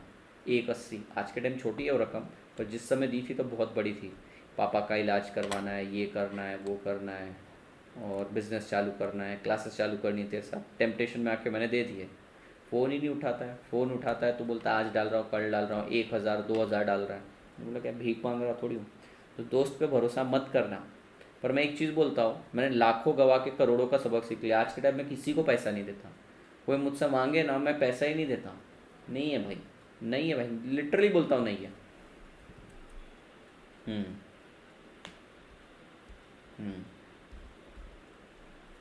10 महीने की इक्विवेलेंट स्टाइपेंड दे दिया था मैंने उसको। Precise amount is the precise amount was 1,88,000, 1,88,000 दिया था मैंने उसको, डुबा दिया। बुरा लगा उस समय बहुत मुझे, पर कोई नहीं, कोई भी चीज़ फ्री में नहीं मिलती। मेरे को सबक मिला कि भरोसा नहीं करना बाहर वाले पे। और एक और चीज़ देता हूँ, एडवाइस देता हूँ, रिश्तेदारी निभानी है ना, पैसा दे के भूल जाओ, पैसा कभी वापस नहीं आने वाला। उतना ही पैसा दो अपने रिश्तेदार को जितना तुम खोने के लिए सक्षम हो। तुमने अगर रिश्तेदार को 5 लाख दिए ये उम्मीद से कि वापस आएंगे, तो बेटा भूल जाओ। कोई भी अच्छे से अच्छे रिश्तेदार को दे, पैसा वापस नहीं आने वाला है। तू मांगेगा तो बुरा बन जाएगा उनकी आंखों में, वो बोलेंगे पैसा मांग रहा है साला। हमारा ही पैसा अपन मांगे तो भैया रिश्तेदार को उतना ही पैसा दो जितना तुम लॉस करने की कैपेसिटी रखते हो। रिश्तेदार पैसा नहीं लौटाते। दोस्त फीमेल हो तो फीमेल आर जेन्युइन। पहली बात तो पैसे मांगती ही नहीं, मांगेंगे भी तो 2, 3, 4, 5 हज़ार मांगेंगे, ज़्यादा मांगती नहीं। उतना अपन लॉस बेयरिंग कैपेसिटी रखते हैं। लड़के झोलबाज रहते हैं, सब झोल माल करते रहते हैं, दिन भर झोल झाल इधर उधर करते रहते हैं। तो लड़कियों पे ट्रस्ट कर सकते हो इस मामले में, ठीक है। तो मैं बहुत सोच समझ के बोल रहा हूँ, लड़कियों पे ट्रस्ट किया जा सकता है अगर तुम उसे पैसा दे रहे हो तो। अगर मान लो तुमने रिलेटिव में किसी लेडी को पैसा दे दिया, you can trust wholeheartedly, वो उसका नाम और उसके बच्चों का नाम खराब नहीं होने देगी। आदमी बोलता है मैं तो झोलबाज हूँ ही, वैसे भी क्या है, मेरे को तो घर पालना है, 2-4 बार इज्जत गई अपनी मार्केट में तो कोई फ़र्क नहीं पड़ता। नहीं देना, रिश्तेदार को तो पैसा देने का नहीं। मैं तुमको पहले ही बोल रहा हूँ, सीधा मना कर देना कि नहीं है भाई। एक ही डायलॉग बोलना, मार्केट में सारा पैसा लगा दिया मैंने, अभी कुछ है नहीं, सीधा बोलने का। भाई हमारे इसमें देन देन ही होता है, लेना होता ही नहीं है, देना ही निकलता है। चलिए लास्ट देखते हैं, what are the different instrument available to government to improve allocation efficiency. ये हम कर चुके हैं। गवर्नमेंट अलोकेशन एफिशिएंसी यानी कि जहां पे गुड्स अवेलेबल नहीं है, गवर्नमेंट वहां पे कैसे अलोकेशन एफिशिएंसी करती है। गवर्नमेंट क्या देखती है, this is a particular segment of the society, यहाँ पर ये पर्टिकुलर गुड्स नहीं मिल रहे हैं, तो गवर्नमेंट किस तरीके से करती है? सबसे पहला गवर्नमेंट डायरेक्ट प्रोविजन करती है, डायरेक्टली प्रोवाइड करेगी। अलोकेशन की बात करें बेटा, अलोकेशन डायरेक्टली प्रोवाइड करेगी। दूसरा, जहां डायरेक्टली नहीं आ सकती वह बना देगी कुछ। पांचवा, फ्रेमवर्क बना देगी। और छठा, अदर मिक्सचर्स। वैसे हम ये पढ़ चुके हैं, स्पार्शियल मेजर्स भी पढ़ चुके हैं इसके अंदर, रेगुलेशन, स्ट्रिक्ट लेजिस्लेशन, वही वाला सेम रीड्राफ्टेड है। पहला तो डायरेक्ट प्रोविजन, दूसरा इंसेंटिव डिसइंसेंटिव यानी सब्सिडीज और टैक्सेस के फॉर्मेट में, तीसरा लेजिस्लेशन, चौथा रेगुलेशन, पांचवा फ्रेमवर्क। कोई तो भी एक फ्रेमवर्क बना लेगी कि ये पर्टिकुलर पॉलिसी प्रोसीजर होना चाहिए। हाँ वो पता है मेरे को विकास, वो लगता ही है। आज मैं बहुत बहुत बहुत दिनों बाद घूमा शहर में, बहुत ज़्यादा काम थे, बताया ना जब को अष्टमी या नवमी जो भी है आज वो थे, तो सामान लेकर आना था, हालत ख़राब हो गई मेरी। 1-1.5 घंटा घूमा, हालत ख़राब हो गई, आंखों में इतनी धूल वगैरह, ऐसा लगता है पहले कैसे रह लेता था। अब तो प्रॉपर आइसोलेशन, होम बबल के अंदर है भैया अपन, वैसा पूरा क्लीन इन्वायरमेंट वगैरह, इतना पोल्यूशन है बाहर, तो आज से आंखें जलन कर रही है। सर मैंने भी लगता था पर टाइम पर देता पैसे रिटर्न, मैं भी लगता था। पैसे इंसान कब मांगता है पता है? जब उसकी एडवर्स सिचुएशन है। तुम अभी छोटे हो, तुम अभी छोटे हो, जब प्रॉपर बिजनेस करोगे ना, ये कहीं लिख लो दीवार पे तुम ये वर्ड, और याद करना जिस दिन अगर तुमने पैसा दिया और तुम्हें नहीं मिला, तुम्हें मेरे गोल्डन वर्ड्स याद आएंगे। मैंने पैसे गंवाए हैं, भयंकर पैसे गंवाए हैं मैंने, कुछ कुछ तो ऐसी जगह खर्च हो गए हैं कि भैया रिटर्न क्या मांगू।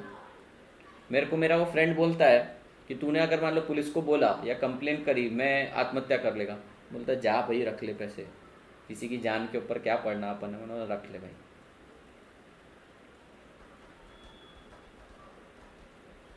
लेक्चर 3 है, मेरे से गलती से 2 हो गया, लेक्चर 3 है। हाँ ये अंकित नॉलेज हंट, अंकित यही निकलवाएगा। अंकित भाई पैसे निकलवाने हैं अपने को, लेकिन जब उसकी हालत ठीक हो जाए लॉकडाउन के बाद। बिल्कुल नहीं, बिल्कुल नहीं, दोस्त के साथ बिजनेस नहीं, दोस्त के साथ बिजनेस नहीं, कभी नहीं।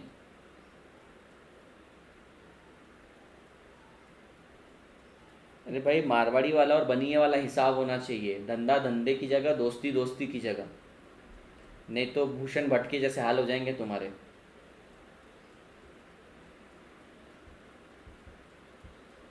कोई नहीं, पैसा तो आता जाता रहता है। दो चीज़ें याद रखना है, किसी का पैसा डुबाना नहीं और किसी को पैसा देना नहीं, बस सिंपल है। अपना कमाओ, अपना खाओ, पैसा उड़ाओ, खुद पे खर्च करो। चलिए, define fiscal policy. Fiscal policy define करना बहुत इजी है। फिस्कल पॉलिसी के अंदर हम जीएसटीबी को चेंज करेंगे ताकि डीईओ इन्फ्लुएंस हो जाए, ठीक है। हम जीएसटीबी को चेंज करेंगे ताकि डीईओ चेंज हो जाए। सर जीएसटीबी यानी कि सर हम फिस्कल पॉलिसी के अंदर गवर्नमेंट स्पेंडिंग, टैक्सेशन और बोरोइंग को चेंज करेंगे ताकि डिमांड, एम्प्लॉयमेंट और आउटपुट चेंज हो जाए। अब इस पॉलिसी को पढ़िए, what do you mean by fiscal policy. Fiscal policy involves the use of GSTB, government spending, taxation and borrowing, to influence both the pattern of economic activity and level of aggregate demand, output and employment। आपको इतना ही लिखना है, हम GSTB को change करेंगे ताकि DEO change हो जाए, ठीक है। We will influence GSTB to influence DEO, aggregate demand, aggregate employment and aggregate output। Is this clear? LLB कर लेने का क्लासेस डाली थी मैंने।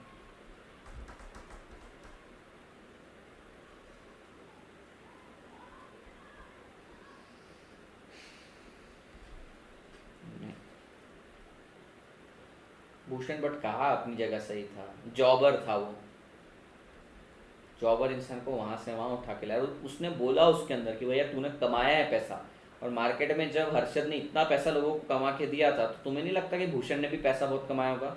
और 300 करोड़ भैया कहीं से कहीं तक जस्टिफाई नहीं करता है, नहीं गलत है। अमानत पे खयानत नहीं, किसी और का सिंदूर आपके हाथ में तो उसका सुहाग आपका नहीं हो जाता है, मैं आपको पहले ही बताऊँ। क्लासेस का बेटा बोला ना, 11 12 8 9 10 11 12 की क्लासेस। किसी और की सिंदूर की डब्बी आपके हाथ में है, इसका मतलब सुहाग उसका आपका नहीं हो गया है। ये मत करो। अरे वो 1992 स्कैम की बात कर रहा हूँ मैं, हर्षद मेहता भाई की।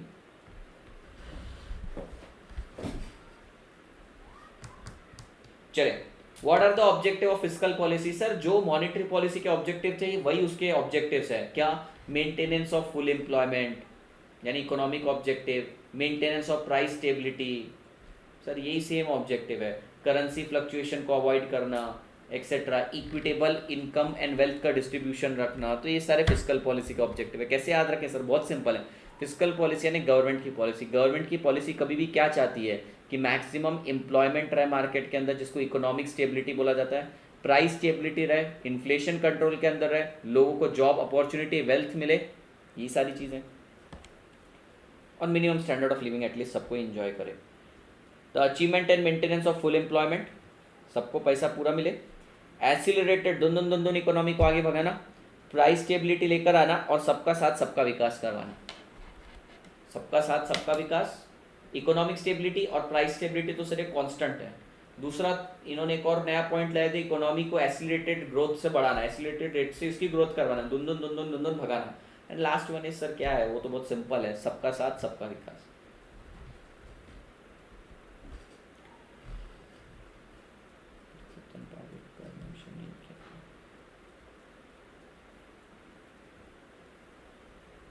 This is descriptive in exam. Oh, is this descriptive in exam? आप पारी का बताना चाहिए था भाई, सेम मेथड फॉलो करता था, उसका थोड़ा अलग है।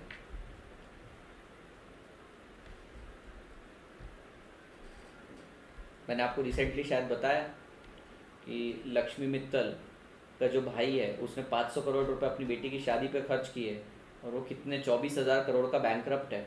24,000 करोड़ से अमीर साला खर्चा कहाँ से करता है? कुबेर का खजाना इनके हाथ में लगा हुआ है ऐसा लगता है। मेरे को बताओ बेटा, फिस्कल पॉलिसी और ऑब्जेक्टिव्स क्लियर हो क्या? फिस्कल पॉलिसी यानी जीएसटीबी को इम्पैक्ट दिलाना ताकि डीओ चेंज हो जाए आपका एग्रीगेट लेवल पे।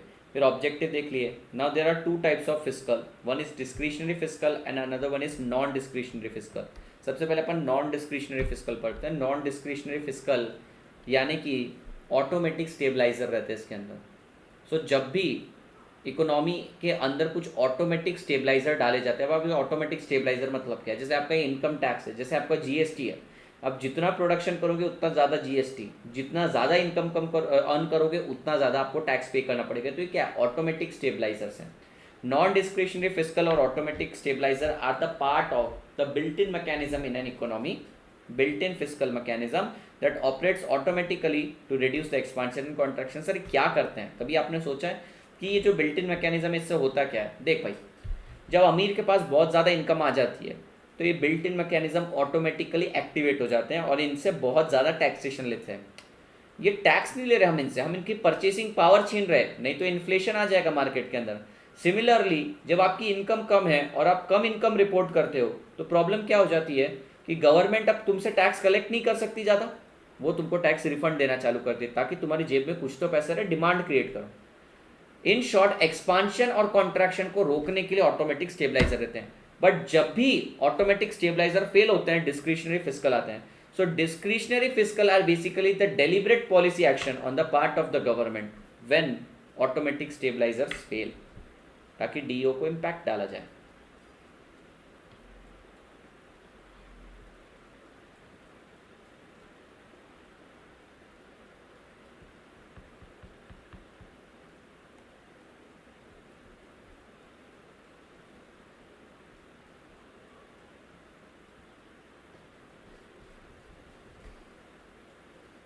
ठीक है, तो सबसे पहला आता है बेटा नॉन डिस्क्रिशनरी यानी ऑटोमेटिक स्टेबलाइजर। जब भी ऑटोमेटिक स्टेबलाइजर यानी ऑटो पायलट मोड आपका फेल होता है तब आप डिस्क्रिशनरी फिस्कल लेकर आते हो, यानी डेलिबरेट पॉलिसी एक्शंस लेकर आते हो।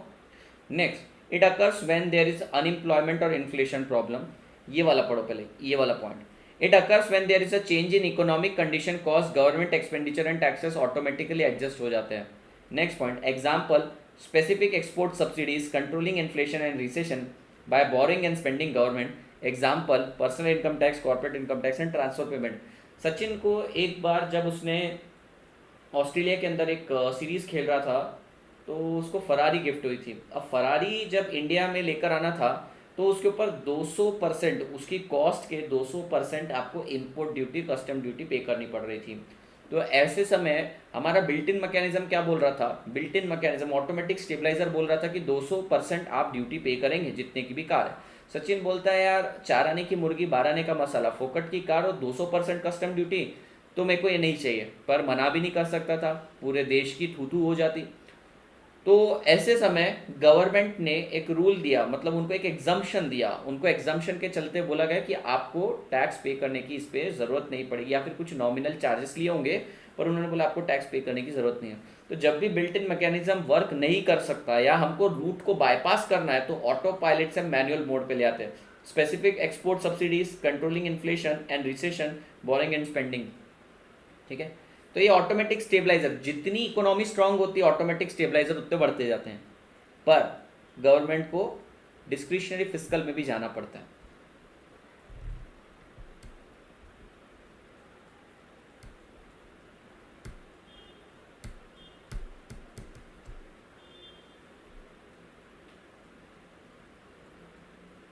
लॉयर से करूंगा या तो लड़कियों का पोर्टफोलियो बना के रखा है कि किसी दिन लॉयर से करना है, किसी दिन इससे करना है, उससे करना है, लॉयर से करूंगा। वाह, सच में प्लानिंग बना रखी है या क्या पता। ये विकास ना सच में नालायक हो गया विकास, लॉयर से करूंगा। न चलिए ये समझ में आया कि आप देखिए यहाँ पर आप एक पॉइंट लिख सकते हैं कि ऑटोमेटिक स्टेबलाइजर, यहाँ पर एक जब ऑटोमेटिक स्टेबलाइजर फेल होते हैं तब डिस्क्रिशनरी फिस्कल लेकर आ जाते हैं पर।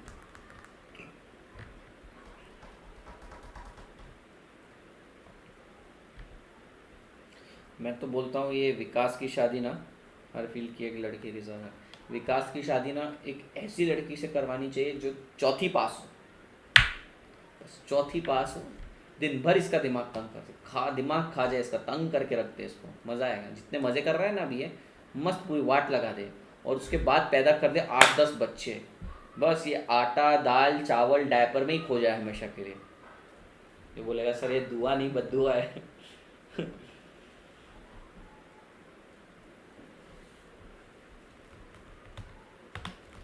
ये पढ़ लीजिए बेटा, इसमें कोई डाउट है तो आप मुझसे पूछ सकते हैं। I think will be able to complete the entire chapter today. 4 fail बच्चे। वो बुरा नहीं मानेगा, वो बोलेगा चौथी पास से भी करूंगा, थोड़े टाइम बाद और किसी से भी करूंगा, वो नालायक है। अभी वाली भी दिमाग खाती है, सो दिमाग खाना is constant. Okay, what are the symptoms of beginning of recession. Sir corona होता है तो क्या होता है, कोरोना होता है तो सर्दी होती है, कहते हैं सर्दी is not the real symptom now, फिर भी सर्दी होती है, खांसी होती है, lack of sense of smell और सेंस ऑफ टेस्ट, ये जो है आपका लैक ऑफ टेस्ट चालू हो जाता है, सिर दर्द होने लगता है, फटीक फील होने लगता है, ये सारी चीज़ें होती है। तो सर वो बीमारी के सिम्टम्स थे। उसी तरीके से रिसेशन आता है तो क्या क्या सिम्टम्स थे, हमने सारे फेस करें। Recession sets in with a period of declining real income, income गिरती है बेटा, जीडीपी गिरता है, अनएम्प्लॉयमेंट बढ़ता है। At the beginning of recession income are reduce leading to low tax payment, government expenditure increases due to increase transfer payment, this together provides proportionally more disposable income available for consumption spending of household. ये कुछ ज़्यादा ही बोल दिया इन्होंने यहाँ पर answer में पता है क्या लिखा है। सबसे पहले इन्होंने पूछा what are the symptoms of beginning of recession, तो हमने बताना चाहिए था कि रियल इनकम गिरती है, डिमांड कम होती है, आउटपुट कम होता है, अनएम्प्लॉयमेंट बढ़ती है, बता के छोड़ देना था। नहीं, इन्होंने बताया फिर गवर्नमेंट तुमको पैसा देगी और तुम रिसेशन से बाहर निकलो। तुमसे पूछा क्या, तुम बता क्या रहे हो, तुमसे पूछा इतना ही कि बिगिनिंग क्या है, रिसेशन के बिगिनिंग के सिम्टम्स क्या है, तुमने इतना बता के छोड़ देना चाहिए था। डिक्लाइन इन जीडीपी, अनएम्प्लॉयमेंट बढ़ रही है, प्राइसेस गिर रहे हैं, लो एग्रीगेट डिमांड, ये सब पूरा बोल के चुपचाप छोड़ देना चाहिए था। नहीं, गवर्नमेंट खर्चा करेगी और तुम्हें रिसेशन से बाहर निकल, पूछा क्या किसी ने, ये आईसीआई है, विचित्र।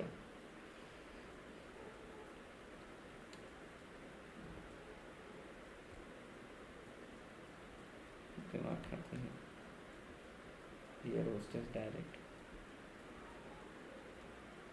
ठीक है, अगली बार विकास में देखो फ़ोन करेगा, अगर मेरे को कोई विंडो सीट वगैरह चाहिए रहेगी तो वो लोग कर सकते हैं। मेरे को पता चला रिसेंटली, मेरा एक दोस्त है, उसकी भी फ्रेंड है या गर्लफ्रेंड है मालूम नहीं, वो भी एयर होस्टेस है, तो बेसिकली वो उसको विंडो सीट दिलवा देते, डिस्काउंट वगैरह नहीं दिलवा सकते। हाँ, और ये जो एयर होस्टेस वगैरह रहती है ना, इन लोगों को कुछ फ़्लाइट्स फ्री रहती है, पर्सनल ट्रैवल कभी करना रहा इनको, जब छुट्टियां रहती है तो कुछ फ़्लाइट्स फ्री रहती है। खैर वो तो नहीं यूज़ कर सकते, तो विंडो सीट्स वगैरह दिलाना वगैरह इनका काम रहता है, ये करवा देती हैं। तो कभी मेरे को विंडो सीट वगैरह चाहिए होगी ना तो मैं तेरे को बताएगा, तू मेरी मदद करना। सर आप सीए फाउंडेशन की क्लास 8 से 9 लेंगे टुडे? Yes yes दरेश।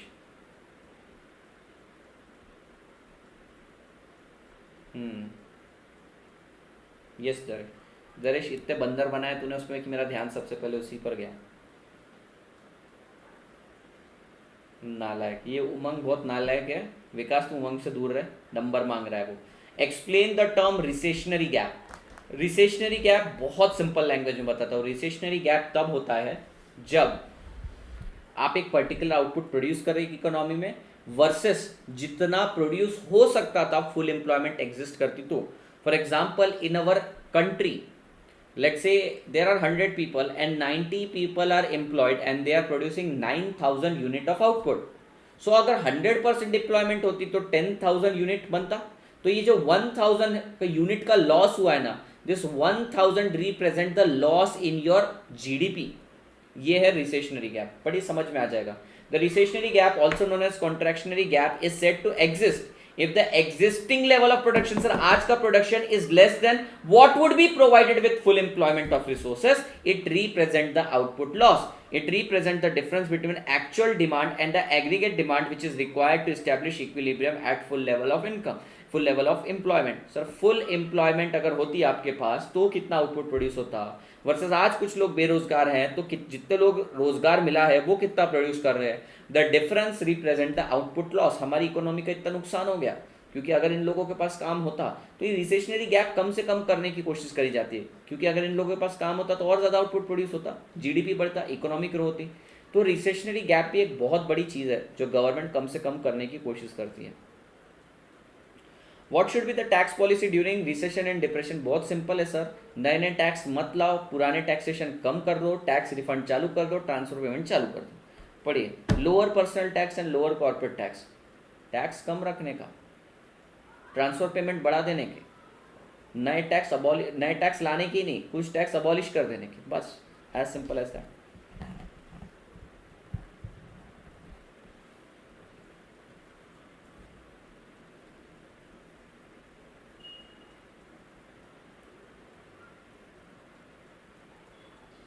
फाउंडेशन वाले उछल कूद करे, तुम भी याद कर लो, जब तुम फाउंडेशन में तुम भी इतनी उछालियाँ मारते थे, कितना आसान लगता था ना तुम्हें। वाह, आगे सब कुछ प्लेन केक वॉक रहने वाला है।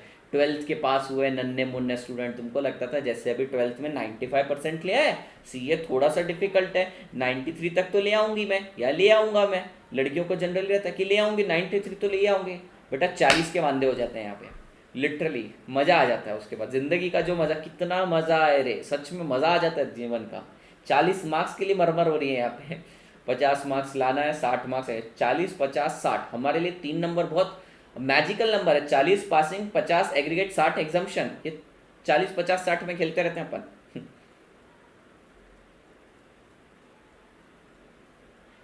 दिया ना, 8 से 9 बजे है ना क्लास, बताया ना मैंने। दरेश आंसर है आपके लिए। भाभी के लिए साड़ी भेजिए एडवांस में। देखो ये साड़ियाँ वाड़ियाँ की फ़ोटो भेज रहा है रंजीत सर, वो इंटर क्लासेस में भी लगता था, आपको भी पता। क्लासेस करते टाइम सब हवा में लगता है, लेकिन जिस दिन बुक खोले ना अपन सामने, क्या से क्या हो गया ऐसा लगता है। नहीं पता है, अभी का ना टीचिंग सिस्टम गंदा है, मेरे को बुराई नहीं करनी चाहिए। I am changing teaching system, at least मैं मेरा तो चेंज कर रहा हूँ, बातचीत करने की, लेकिन ज़्यादा नहीं उलझाने का किसी चीज़ के अंदर, कस के रखने का बच्चे को एकदम टाइट। स्टार्टिंग में उसको पसंद नहीं आता, पर एग्जाम टाइम पे वो याद रखता है कि हाँ साला इतना टाइट रखा था इस टीचर ने, इतना करवाया, इतना घिसवा दिया अपने को, कुछ तकलीफ नहीं जाता। एनीवेज 72 और 73 देख लो बेटा, कुछ डाउट है तो आप मुझसे पूछो। Let's try to complete this chapter. क्या ट्राई करना, हो ही जाएगा, नहीं हुआ तो फिर बचा हुआ परसों कर लेंगे, प्रेशर नहीं लेने का। अच्छा अभी कोई कुछ टाइप ना करे, 71, 72, 73 देख ले, समझ में आ रहा है क्या, कुछ डाउट है तो आप मुझसे पूछ सकते हैं।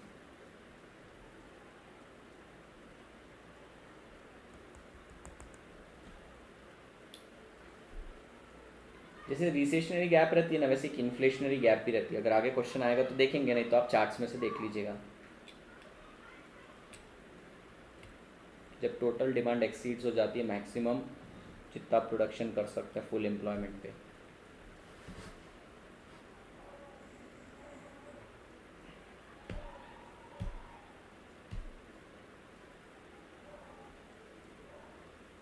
अच्छा दरेश, मिल ले, 8 बजे मिलते हैं।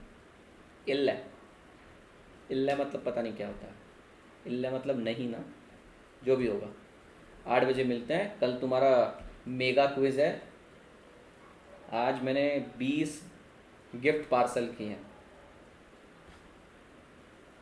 कुरियर का खर्चा बहुत आता है, जब पार्सल ज़्यादा रहता है तो फील होता है कभी कभी। हर रोज़ दो तीन पार्सल जाते हैं बुक्स के तो फील नहीं होता। आज 20 गए सीधा, मिनी हार्ट अटैक। नहीं ना, 2 दिन का नहीं दे सकता ना, क्योंकि मैं 1 तारीख से माइग्रेट हो रहा हूँ नए सिस्टम पे, तो मेरे को 1 तारीख से पहले कंप्लीट करना है।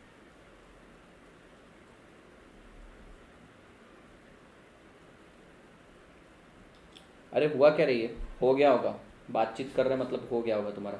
What is the consequence of excessive taxation will have on business? बहुत सिंपल है, बिजनेस डिस्करेज हो जाएगा भैया, सीधी सी बात है। The business sector will get discourage. अब इन्होंने कुछ फैंसी वर्ड यूज़ किए होंगे, बिजनेस सेक्टर टोटली डिस्करेज हो जाएगा, क्योंकि what ever is earning is taken by the government. The excessive taxation usually congest new investment and less growth and having less potential profit, therefore government has to be cautious। Sir Robin Hood का काम करना है पर ज़रूरत से ज़्यादा नहीं लूट लेना है। सोना देने वाली मुर्गी, सोने के अंडे देने वाली मुर्गी है, एक ही बार में नहीं उसको मार सकते। ये हुआ था एक टाइम था इंडिया में, जब आपने सुना होगा आपके टैक्सेशन के टीचर से, तो उन्होंने ज़्यादा डिटेल में इस पर रिसर्च करके बताया कि 80% तक टैक्स रहता था। तो प्रॉब्लम क्या हो गया था कि एक तरफ अपन रीडिस्ट्रीब्यूशन फंक्शन, एक तरफ अपन रीडिस्ट्रीब्यूशन फंक्शन परफॉर्म करना चाहते थे। अच्छा कि भाई अमीर तू इतना कमा रहा है, चल तेरे पास से पैसा लेते हैं, पर इसके कारण उसकी एफिशिएंसी पे फर्क पड़ गया। वो बोलता है यार जो निकम्मा है, जो कुछ काम कर नहीं रहा, डिप्राइव सेक्शन है, उसने खुद को मजबूर कर रखा है और मैं इतना एफिशिएंट हूँ, ठीक है, मेरा सारा का सारा पैसा गवर्नमेंट लेकर जा रही रीडिस्ट्रीब्यूशन फंक्शन के नाम पर गरीबों को दे रही है, मेरे को नहीं करना प्रोडक्शन, मुझे नहीं दिखानी एफिशिएंसी। तो गवर्नमेंट को बहुत ही कॉशियस रहना पड़ता है कि अगर कहीं ज़्यादा टैक्सेशन चार्ज कर दिया तो इन्वेस्टमेंट ये रोक ना दे और आगे जाके फ्यूचर में सोने के अंडे देने वाली मुर्गी कहीं मर ना जाए।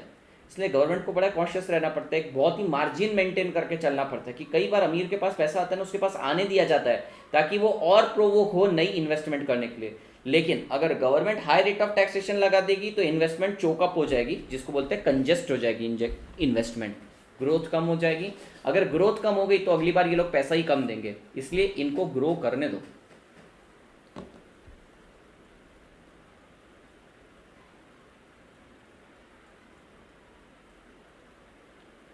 एक के बाद 2 सर देना है तो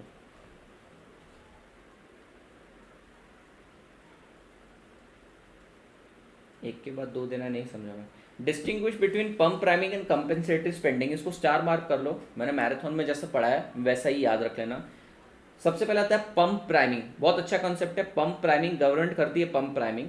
तो अगर आप गूगल पे सर्च करोगे तो कुछ मैकेनिकल फ्लूइड इंजीनियरिंग का तुमको कॉन्सेप्ट बताएगा, बट पंप प्राइमिंग का मतलब क्या होता है, when private spending become deficient, government कुछ पब्लिक एक्सपेंडिचर, पब्लिक इन्वेस्टमेंट करती है टू कंपेंसेट, इसको बोला जाता है पंप प्राइमिंग। फॉर एग्जांपल अगर प्राइवेट सेक्टर इकोनॉमी को बूस्ट करने के लिए कोशिश कर रहे हैं, लेकिन कहीं ना कहीं उनका पैसा या उनकी इन्वेस्टमेंट इनसफिशिएंट पड़ रहा है, अब गवर्नमेंट आके तुम्हारी मदद करे तो इसको बोला जाएगा पंप प्राइमिंग।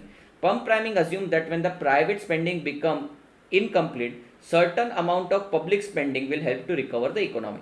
ठीक है, जैसे अगर मान लो अभी इकोनॉमी रिकवर करना चाहती है, तो इकोनॉमी कोशिश कर रही है, आप कोशिश कर रहे हैं, मैं कोशिश कर रहा हूँ, आपके मम्मी पापा कोशिश कर रहे हैं, किसी ना किसी तरीके से एटलीस्ट अपने धंधे को उठाया जाए, पूरी इकोनॉमी ऑटोमेटिकली उठ जाएगी।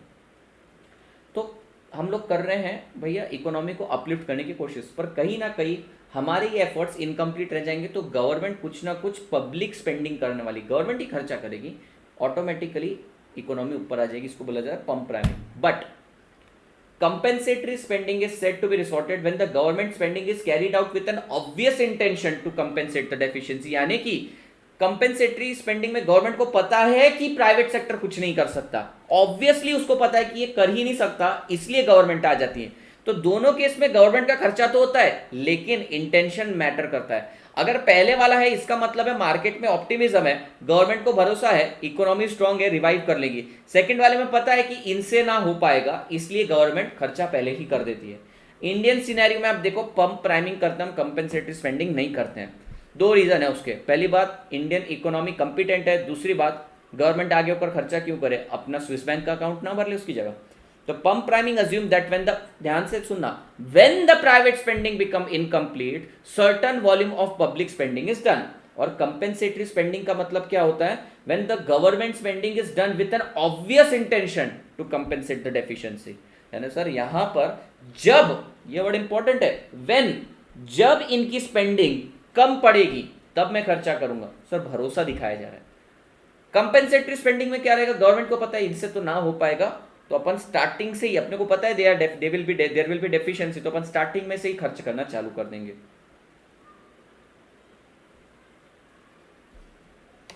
कल की छुट्टी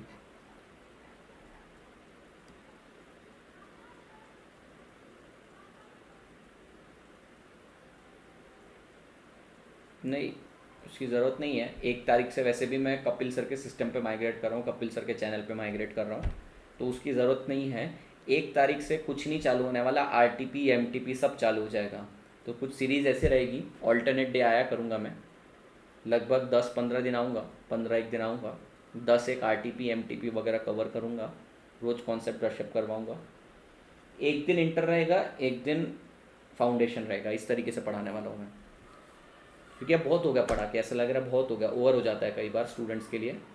कितनी बार पढ़ेंगे, एग्जाम जितनी बार आगे जाती है उतनी बार आगे पुश करना पड़ता है। पर अगर 1 तारीख को आपका हॉल टिकट आ जाता है तो भैया it's virtually certain that exam is going to happen.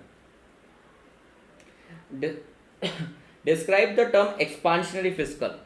Expansionary fiscal क्या होता है? एक्सपांशनरी फिस्कल यानी कि इकोनॉमी को एक्सपांशनरी फेज में ले जाना। एक ऐसी फिस्कल पॉलिसी जो हमारी इकोनॉमी को स्टिमुलेट करेगी, जो हमारी इकोनॉमी को ग्रो करने में मदद करेगी। तो ये एक्सपांशनरी फिस्कल कब यूज करते होंगे? जब इकोनॉमी रिसेशन या रिसेशनरी फेज में चल रही हो। जब इकोनॉमी रिसेशन में जा चुकी है, रिसेशन में जाने वाली होगी, तब हम एक्सपांशनरी फिस्कल यूज करते हैं। So expansionary fiscal is the policy which is designed to stimulate the economy during contractionary phase of business cycle and is accomplished by increasing aggregate expenditure। Government क्या करेगी इसमें? अपने GSTB को change करेगी भैया। Obviously government किस किस को चेंज करेगी सर? गवर्नमेंट स्पेंडिंग, टैक्सेशन को कम करेगी, बोरिंग्स को कम करेगी। तो क्या करेगी गवर्नमेंट? एग्रीगेट एक्सपेंडिचर बढ़ा देगी, एग्रीगेट डिमांड बढ़ा देगी। GSTB।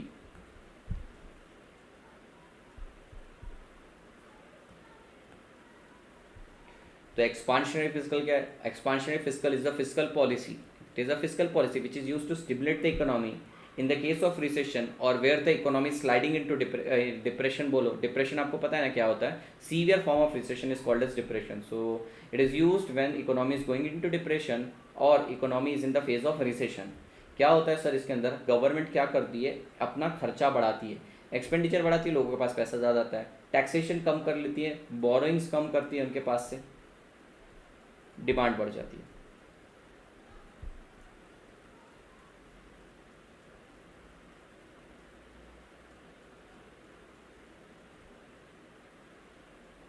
मेरा कॉन्टैक्ट नंबर आपके पास नहीं है?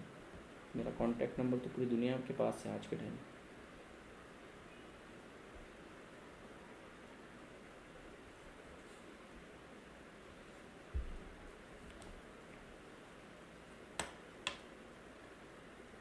There are very few questions left. Let's try to complete those questions. What do you mean by crowding out effect? Crowding out effect is a negative side of deficit financing और negative side of public policies. Sir होता क्या है इसके अंदर? private sector is doing humongous effort to uplift the economy. At the same time government is also intervening in the market और वो भी economy को अपलिफ्ट करने की कोशिश कर रही है.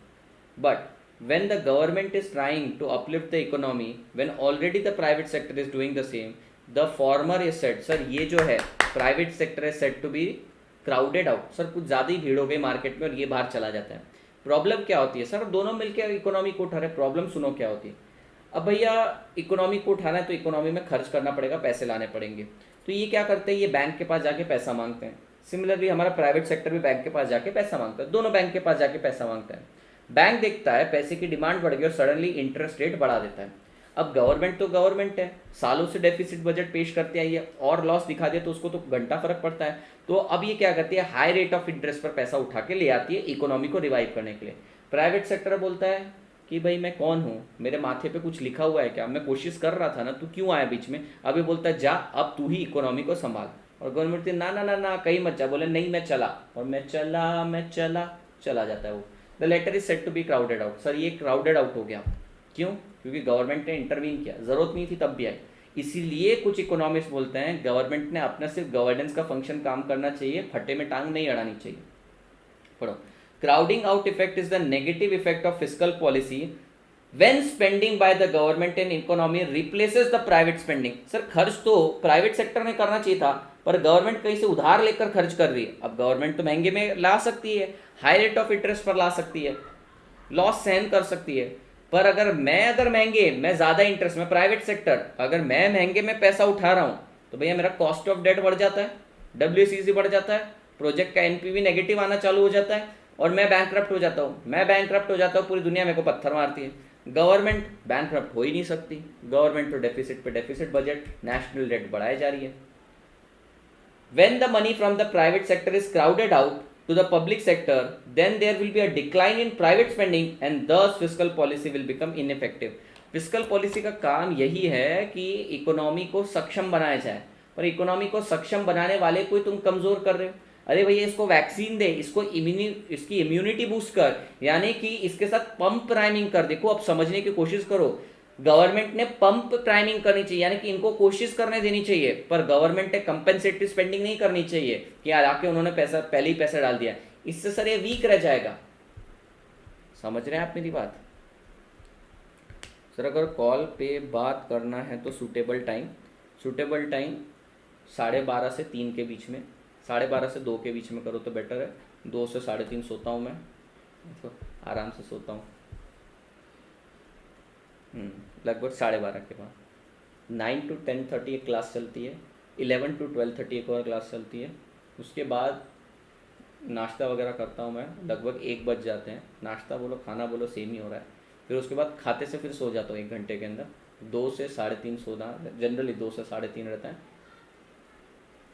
3:30 से 4:30 देखना रहता है अच्छा क्या पढ़ाना है. फिर वो 3:30 से 4:30 बजे सिस्टम चालू करता हूँ.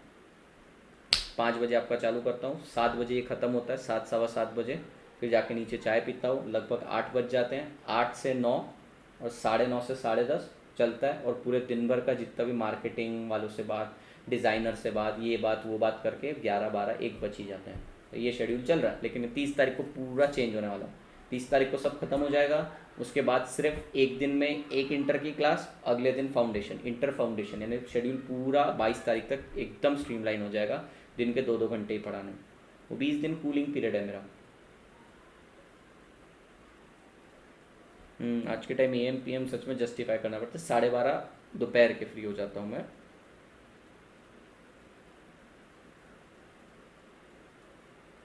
AM वरना सर के घर जाना है तो फ्री टिकट कौन स्पॉन्सर कर रहा है.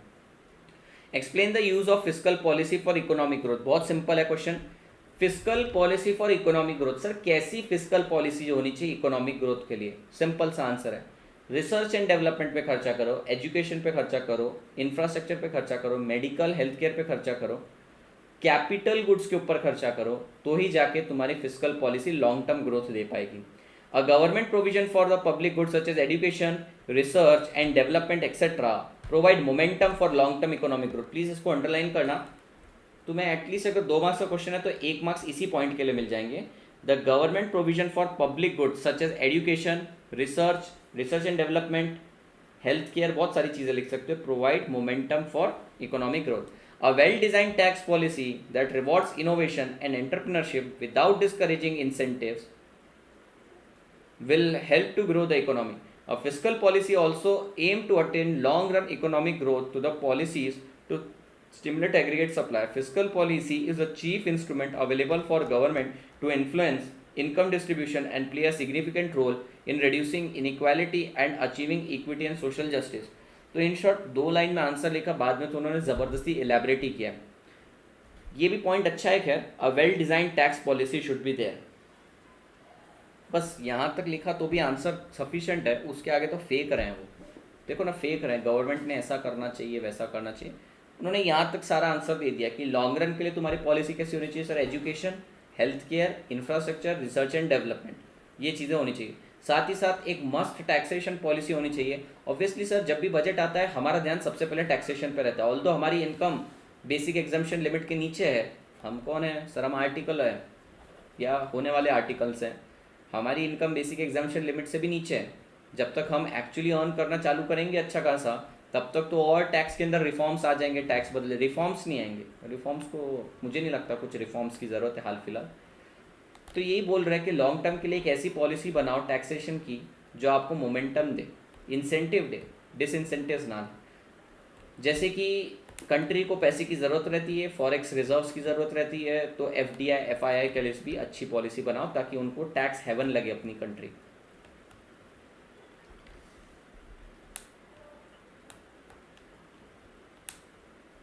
नहीं, वो की फीचर्स बताते हैं, उसमें की वर्ड्स बताते हैं। देखो, जितना वो बताते उतना नहीं रहता, उससे ज़्यादा रहता है। वो सिर्फ एक बजट प्रपोज करते हैं, उसका डिटेल्ड प्लान बाद में आता है। इसके ऊपर कमेंट्रीज भी आती है, इसके ऊपर एम्बिगिटीज भी बहुत ज़्यादा रहती है, कन्फ्यूजन्स बहुत ज़्यादा रहती है। मैंने तो बजट से इंटरेस्ट ही खो दिया है। बजट सिर्फ पैसा बचाने के बारे में बताता है, पैसा कमाने के बारे में आज तक हमारा बजट ने, जो 1992 के बजट्स वगैरह थे, उस टाइम के जो बजट्स थे वो कमाने के बारे में बताते थे, कैसे कमा सकता है इंसान। अब कमाने के बारे में कुछ नहीं बताता बजट। तो बजट से मेरा तो फोकस ही शिफ्ट हो चुका है। एक्सप्लेन हाउ, अच्छा ये लिख लोगे बेटा आंसर 78 वाला लिख लोगे, जितना मैंने हाईलाइट किया उतना ही लिखना, 4-5 पॉइंट लिख देना। Education, research, health care, development, research and development, then infrastructure, than transportation also most important point जो इंडिया में लैक करता है। इंफ्रास्ट्रक्चर अच्छा और ट्रांसपोर्टेशन अच्छा होना चाहिए, और टैक्सेशन पॉलिसी वेल डिजाइन। होंगे एग्जाम, क्यों नहीं होंगे। Explain how economic stability can be achieve through fiscal policy. देखो यहाँ पे क्वेश्चन में लिख लो, शॉर्ट में लिख लो,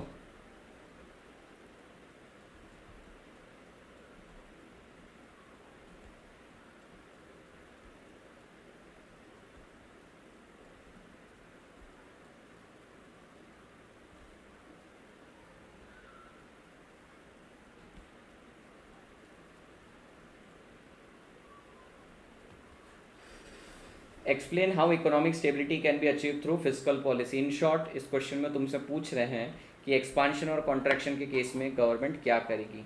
मार्केट में इन्फ्लेशन है, रिसेशन, एक्सपांशन यानी एक्सपांशन करने के लिए या फिर कॉन्ट्रैक्शन करने के लिए, इन्फ्लेशनरी और रिसेशनरी केस में क्या करेगी।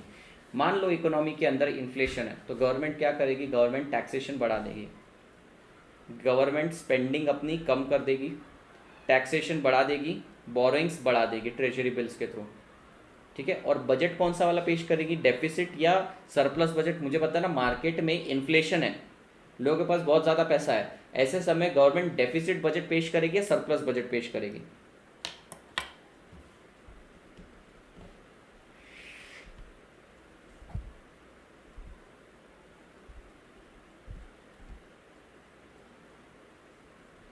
इन्फ्लेशन है मार्केट में, लोगों के पास जब ज़्यादा पैसा रहता है तो गवर्नमेंट सरप्लस बजट पेश करेगी। सर सिंपल समझ में आ रहा है, टैक्सेशन ज़्यादा है तो कलेक्शन ज़्यादा रहेगा, गवर्नमेंट स्पेंडिंग खर्चा कम रहेगा, सरप्लस बजट पेश करेगी गवर्नमेंट, सरप्लस बजट पेश करेगी। तो ये चीज़ है। अब उल्टा रिसेशन चल रहा है तो गवर्नमेंट स्पेंडिंग अपनी बढ़ा देगी, गवर्नमेंट स्पेंडिंग बढ़ा देगी, टैक्सेशन कम कर देगी, बोरोइंग कम करेगी, बोले तुम तुम्हारा पैसा तुम्हारे पास रखो, और डेफिसिट बजट पेश करेगी। बस यही बोला है, इसके अंदर ही पढ़ना है आपने। एक बार एक्सपांशन के केस में लिखना, एक बार कॉन्ट्रैक्शन के केस में लिखना। इजी है चैप्टर, ये यूनिट तो खास करके।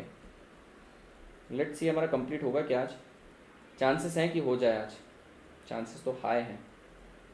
6 क्वेश्चन है।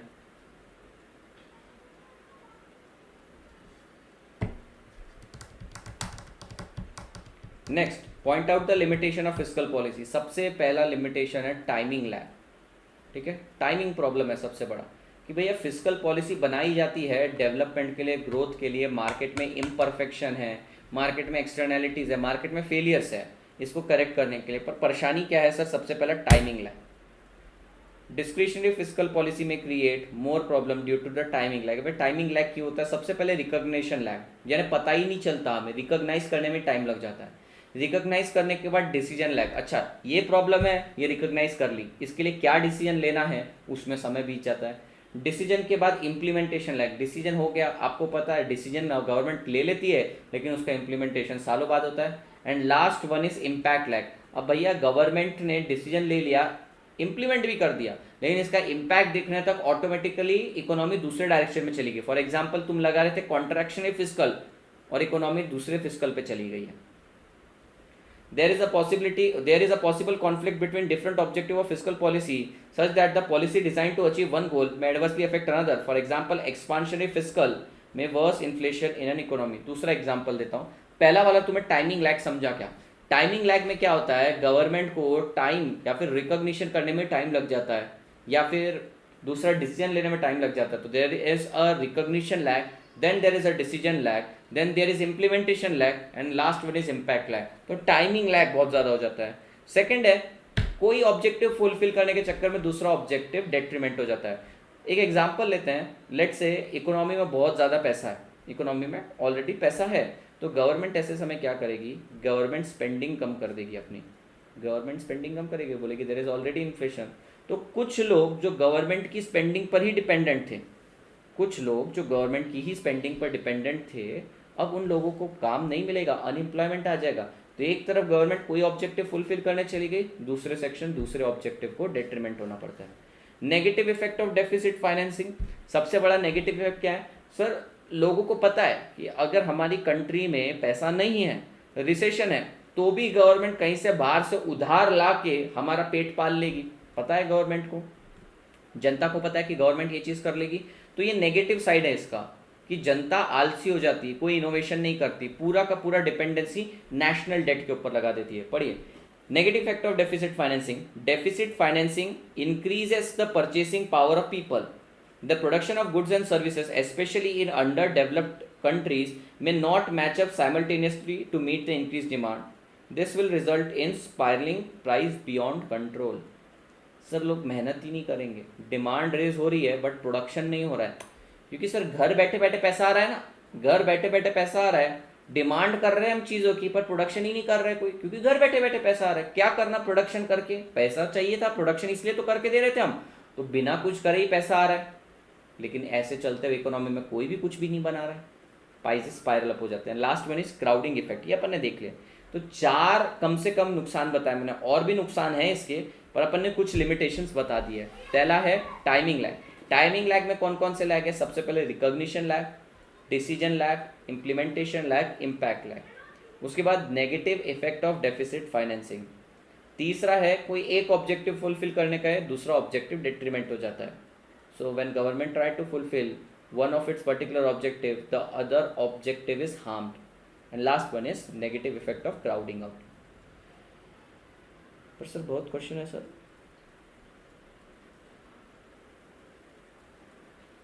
किस पर बहुत क्वेश्चन है? इकोनॉमी कैसे रन करती है? हमारी इकोनॉमी काफ़ी हद तक भगवान भरोसे चल रही है। देख लो, कंप्लीट करूँ मैं फटाफट। देखो मैं पानी पीकर आता हूँ तब तक।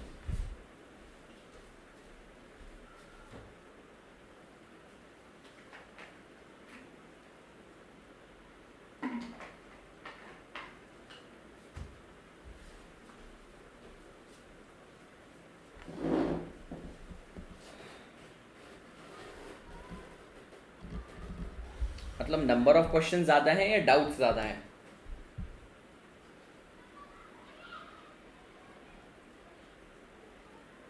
एटलीस्ट एक अप्रोच बन गया तुम्हारा। और दूसरी बात, क्वेश्चन है तो है, अब नहीं पढ़ना ये कोई ऑप्शन तो है नहीं, इन्होंने इतने क्वेश्चन बना रखे हैं तो है। What type of the fiscal measures are useful for redistribution of income in an economy? Redistribution के लिए क्या करते हो रे तुम? सर मैंने आपको बताया था, रीडिस्ट्रीब्यूशन यानी अमीर को लूटना, गरीब को बांटना। दो तरीके, progressive and regressive. The fiscal policy is used as an effective tool for redistribution function. Redistribution function कैसे करते हैं बेटा? अमीर को लूटो, गरीब को बांटो। The progressive direct tax system ensures that those who have greater ability to pay contributes more towards freeing the expense of the government, and that the tax burden is distributed fairly among the population. Indirect tax can be differential. For example, the commodity which are primarily consumed by the rich income group, such as luxuries, are taxed heavily, and the commodity, the expenditure on which the larger proportion of income of lower income group, such commodities are taxed lighter. So what type of fiscal measures are used for redistribution of income in an economy? Sir किस तरीके से किया जाता है? Sir redistribution यानी अमीर को लूटना, गरीब को बांटना। क्या तरीका है? Direct, indirect, progressive, regressive. Number of questions बहुत है, आई नो।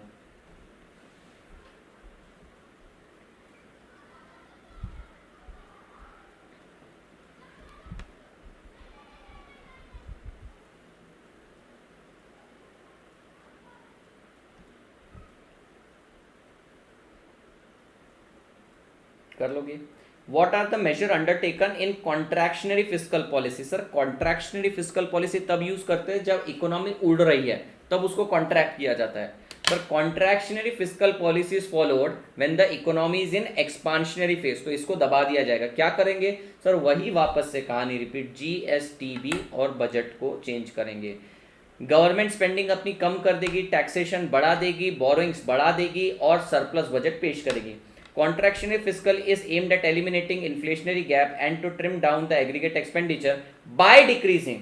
What measures की बात कर रहे हैं सर? बताओ कैसे कर रहे हैं? तो यहाँ से इंपॉर्टेंट है, by decreasing government spending, increasing personal and corporate taxation, causing lower disposable income. इसके अलावा आप बताना सरप्लस बजट भी पेश किया जाएगा और बोरिंग्स भी बढ़ा दिया जाएगा।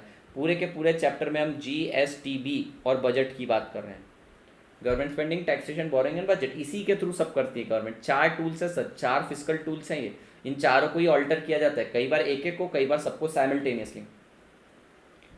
Under what condition to government pursue expansionary physical policy?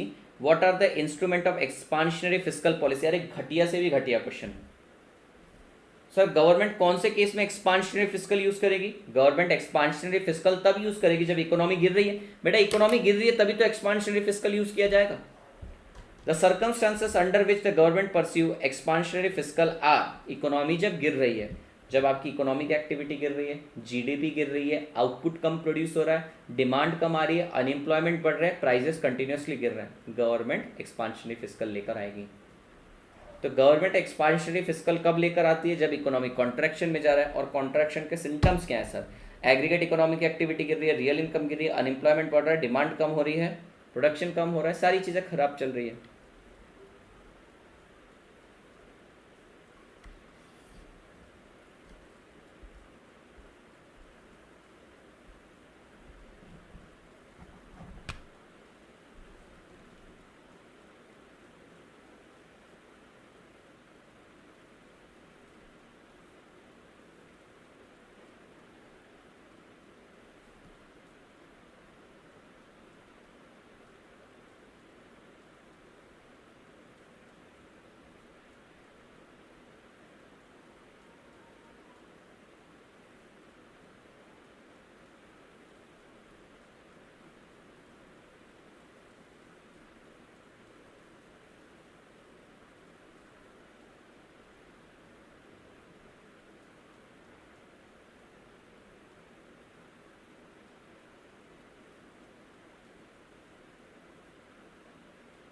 बढ़े आगे। Define the term recessionary gap. Recessionary gap, what would be the appropriate fiscal to eliminate recessionary gap?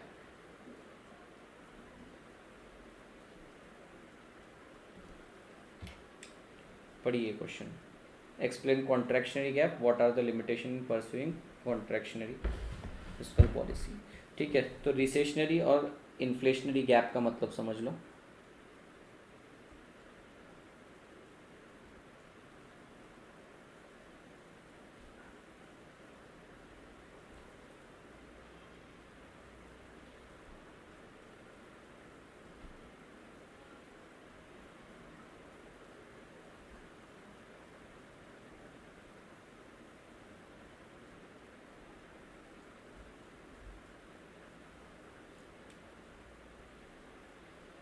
Let's assume that there are 100 people in an economy.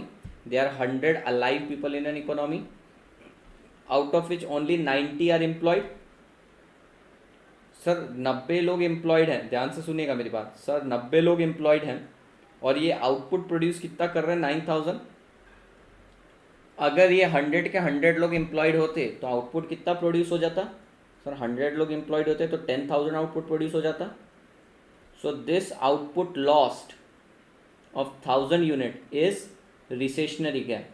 अभी अपन ने पढ़ा था recessionary gap is said to exist when the actual level of demand or production in an economy is less than what would have prevailed under full employment. This is called as recessionary gap. अब inflationary gap क्या होता है?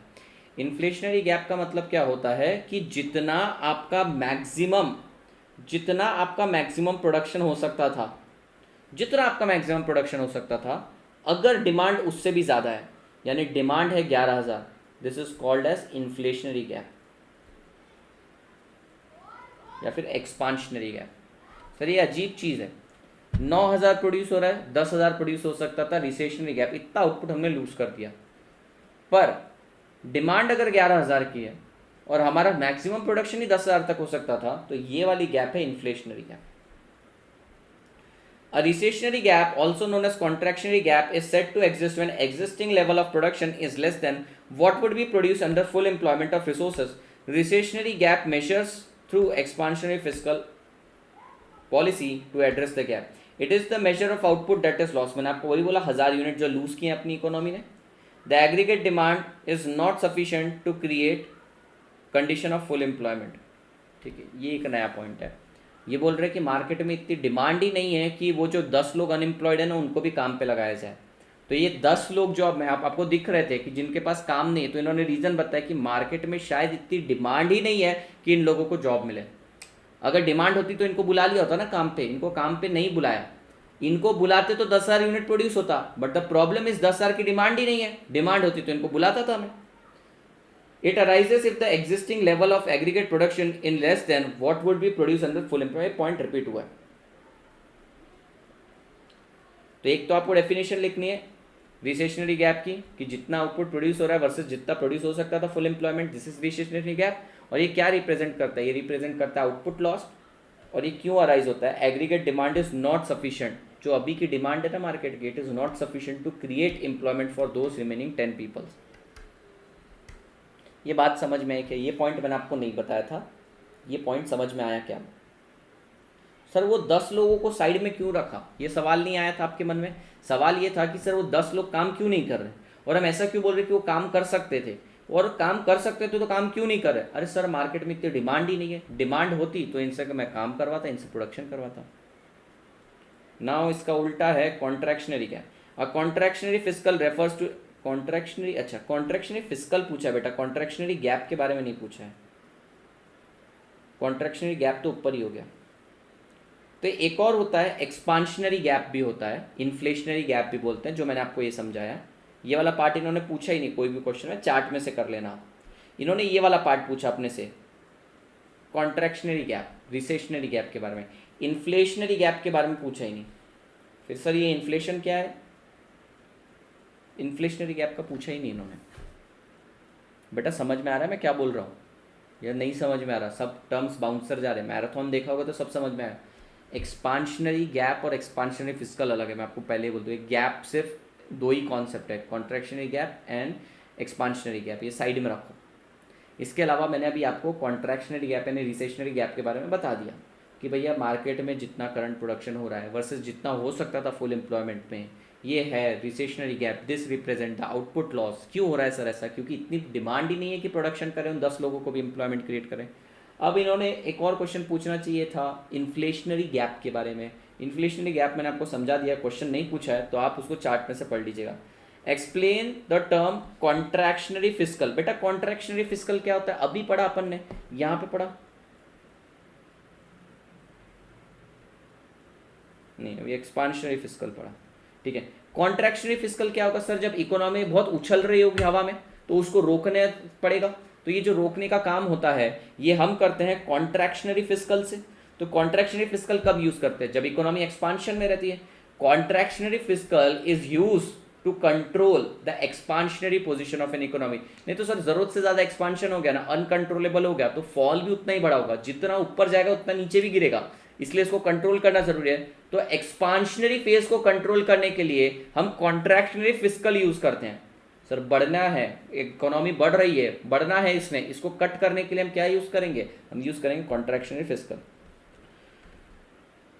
The contractionary fiscal refers to the deliberate policy of the government applied to restrict the aggregate demand and consequently the level of economic activity.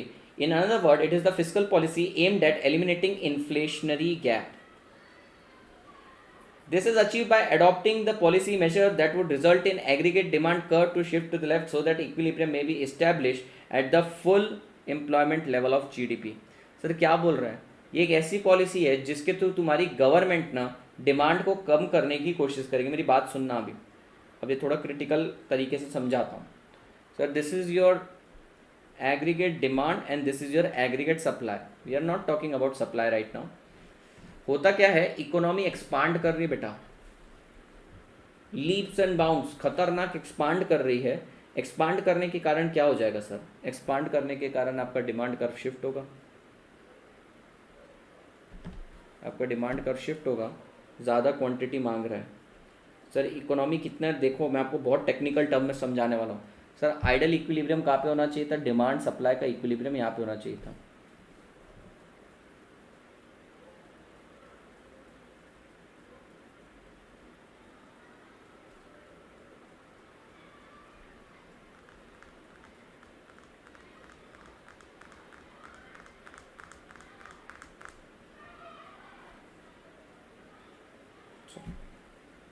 Sorry sir, देखो economy के अंदर चल रहा है एक्सपांशन, एक्सपांशन चल रहा है, खतरनाक एक्टिविटी चल रही है, डिमांड बढ़ गई है, इसको हम बोलेंगे इंक्रीज इन डिमांड। तो डिमांड बढ़ गई है। अब यहाँ पर प्रॉब्लम क्या हो रहा है सर? देखो एक्चुअल इक्विलिब्रियम यहाँ पे आना चाहिए था जहाँ पे 10,000 यूनिट बनने चाहिए थे, पर अब इक्विलिब्रियम आ रहा है 11,000 यूनिट पे, और प्राइजेस भी इतने होने चाहिए थे, लेट से 100, और प्राइजेस अभी चल रहे हैं 110। तो प्रॉब्लम है इकोनॉमी क्योंकि बहुत ज़्यादा बढ़ रही है इसलिए आउटपुट की भी ज़्यादा डिमांड हो रही है, साथ ही साथ प्राइजेस भी बढ़ रहे हैं। लेकिन मैंने अभी आपको बताया कि फुल एम्प्लॉयमेंट भी अगर होगा ना तो हम 10,000 ही प्रोड्यूस कर सकते हैं। इकोनॉमी में अगर फुल एम्प्लॉयमेंट एग्जिस्ट करता है तो भी 10,000 ही प्रोड्यूस कर सकते हैं, पर यहाँ पर तो ये 11,000 की डिमांड मांग रहा है।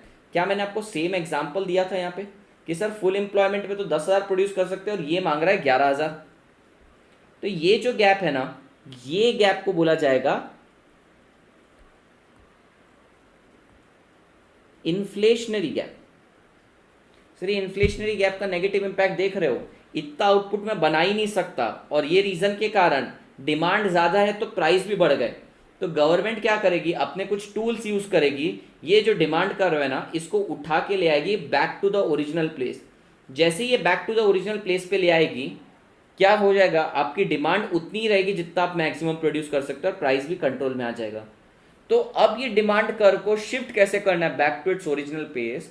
गवर्नमेंट क्या करेगी? मार्केट में से पैसा उठा लेगी, गवर्नमेंट अपने GST और B को चेंज करेगी, गवर्नमेंट स्पेंडिंग कम कर देगी, टैक्सेशन बढ़ा देगी ताकि उनके पास खर्च करने योग्य इनकम ही न रहे, बोरिंग्स बढ़ा देगी, और गवर्नमेंट डेफिसिट बजट पेश करना चालू कर देगी, गवर्नमेंट सरप्लस बजट देना चालू कर देगी। पढ़िए बेटा, लास्ट था क्वेश्चन, द कॉन्ट्रैक्शनरी फिस्कल कब यूज करेंगे? जब इकोनॉमी एक्सपांशन में हो। Contractionary fiscal refers to the deliberate policy of the government applied to restrict the demand and consequently the level of economic activity. In other terms, it is a fiscal policy aimed at eliminating expansionary inflationary gap, बता दिया मैंने आपको। It is achieve by adopting the policy measure that would result in the aggregate demand curve to shift to the left. बेटा मैंने left word ही shift मारा है, उसको देखो लेफ्ट शिफ्ट करवाया बाद में, चला गया था ये येलो पे, राइट वर्ड शिफ्ट मार दिया था। मैंने कुछ अपने टूल्स यूज करे, 11,000 की डिमांड को 10,000 की डिमांड पे ले आए, ये येलो कर्व को ब्लू कर्व में मर्ज कर दिया मैंने। इसके कुछ लिमिटेशन है। सबसे पहला, डिमांड डिक्रीज हो जाता है। With the decrease in government spending the total amount of money available in economy is reduce which in turn trim down the aggregate demand. Sir government ही जब खर्चा करना कम कर देगी तो मार्केट से डिमांड कम हो जाएगी, तो नेगेटिव इम्पैक्ट है ये सर। हमें प्राइस कंट्रोल करना था पर एक्चुअली डिमांड कंट्रोल कर दी हमने, लोगों की डिमांड ही कम कर दी। Fall in investment and disposable income, हम जीएसटीबी को चेंज करेंगे, गवर्नमेंट स्पेंडिंग कम कर देंगे, टैक्सेशन बढ़ा देंगे, बोरिंग बढ़ा देंगे, तो लोगों के पास खर्च करने योग्य इनकम हो जाएगी। तो जब भी गवर्नमेंट कॉन्ट्रैक्शनरी फिस्कल यूज करती है, यानी इकोनॉमी एक्सपांशनरी फेज में जा रही है, इसको रोकने के लिए एक टूल यूज करेगी, कॉन्ट्रैक्शन वाला टूल यूज करेगी, तो इसको बोलेंगे कॉन्ट्रैक्शनरी फिस्कल। लेकिन इसके दो नेगेटिव इंपैक्ट हो गए। देखो इसने बहुत पॉजिटिव इंटेंशन से किया था कि जो इन्फ्लेशनरी गैप क्रिएट हो गई थी इसको खत्म करना था, प्राइजेस को इक्विलिब्रियम पे लेकर आना था, डिमांड को भी कम करना था। पर नेगेटिव इम्पैक्ट ही यही है कि डिमांड कम हो जाती है लोगों की और लोगों के पास पैसा कम हो जाता है। इनफैक्ट लोगों के पास पैसा कम हो जाता है इसीलिए डिमांड कम होती है। And this chapter is done. In 1 hour 46 minutes we completed this chapter. ठीक है, तो मेरे हिसाब से कुछ क्रिटिकल क्वेश्चन हैं जो आपको बार बार देखने पड़ेंगे। इनफैक्ट सारे क्वेश्चन एक बार रीड करने ही पड़ेंगे, लेकिन 85 आप पढ़िएगा, 84 भी पढ़ना, रिसेशनरी गैप। इसमें एक नया पॉइंट हमने देखा, कौन सा वाला, एग्रीगेट डिमांड जितनी है इनसफिशिएंट है सबको एम्प्लॉयमेंट दिलाने के लिए। ये ओके है, बाकी तो मैं आपको मार्क करवाते गया हूँ। नहीं देखा, मैं भूल गया, रुको मैं कल बताऊंगा आपको। मुझे कोई व्हाट्सअप कर दे, कैपिटल फ्लाइट का मुझे कोई व्हाट्सअप कर दे ताकि मुझे याद रहेगा। कल संडे है ना, कल मैं सारे व्हाट्सअप की क्वेरी सॉल्व करने वाला हूँ, जितनी भी 80-90 बाकी रह गई है इंटर की।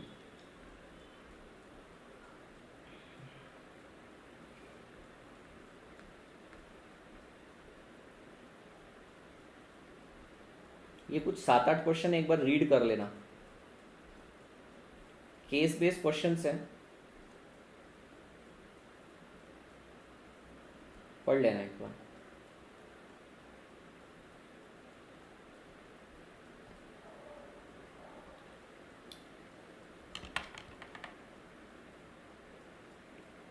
कल क्लास नहीं है, परसों है class.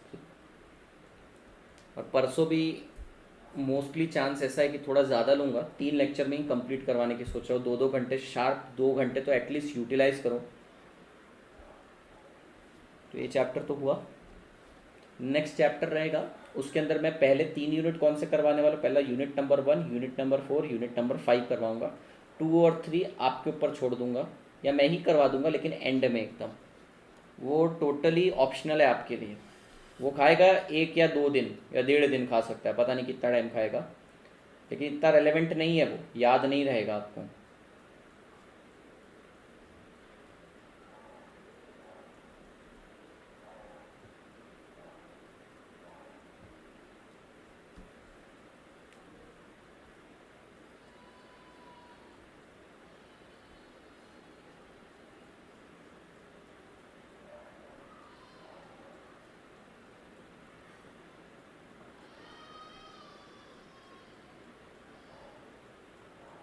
If you just want to know the number of questions, in that case I'll help you out कि कितने क्वेश्चंस हैं हमारे पास। एप्लीकेशन ओरिएंटेड क्वेश्चंस को साइड में रख देते हैं, प्रैक्टिकल क्वेश्चन को। We have 102 questions in that, so we have 102 questions. I tell you कि इसके अंदर से यूनिट 3 और 2 के कितने हैं, it is going to take hell lot of time.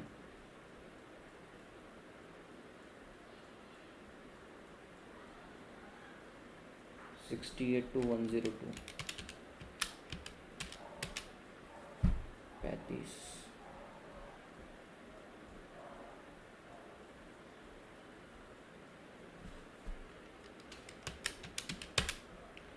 तीन यूनिट में 51 क्वेश्चन है, और बचे हुए 3 यूनिट में 51, बचे हुए 2 यूनिट में 51 क्वेश्चन है। देखो क्वेश्चन नंबर 17 से लेकर क्वेश्चन नंबर 67 तक, 17 से 67, तो ऑलमोस्ट 51 क्वेश्चन 2 यूनिट से हैं और बचे हुए 51 क्वेश्चन 3 यूनिट से हैं। तो चॉइस इज योर्स। और वो तुमसे होने भी नहीं वाला। जो यूनिट 2 है और यूनिट 3 है वो नहीं होगा। ट्रिप्स, ट्रिम्स, कहाँ कहाँ याद रखोगे? देखो क्या दिख रहा है, हॉटलाइन 2। अभी इसको कैंसिल किया तो तुमको पता नहीं क्या दिखेगा। अब ये दिख गया इसमें गलती से, अब मेरा वीडियो मोनेटाइज नहीं होगा। ये सबसे बड़ी परेशानी है इसके अंदर। ऐसा एक गलती से भी कोई फ़ोटो अपने आप आ जाती है ना, मोनेटाइज नहीं होता वीडियो। इसमें मेरी क्या गलती? कमाने नहीं दे रहा एक तो गूगल मेरे को। चलिए जी, bye bye, tata, take care. मिलते हैं परसों सेम टाइम, प्रॉब्ली 4:30 को भी आ सकता हूँ मैं, देखते हैं।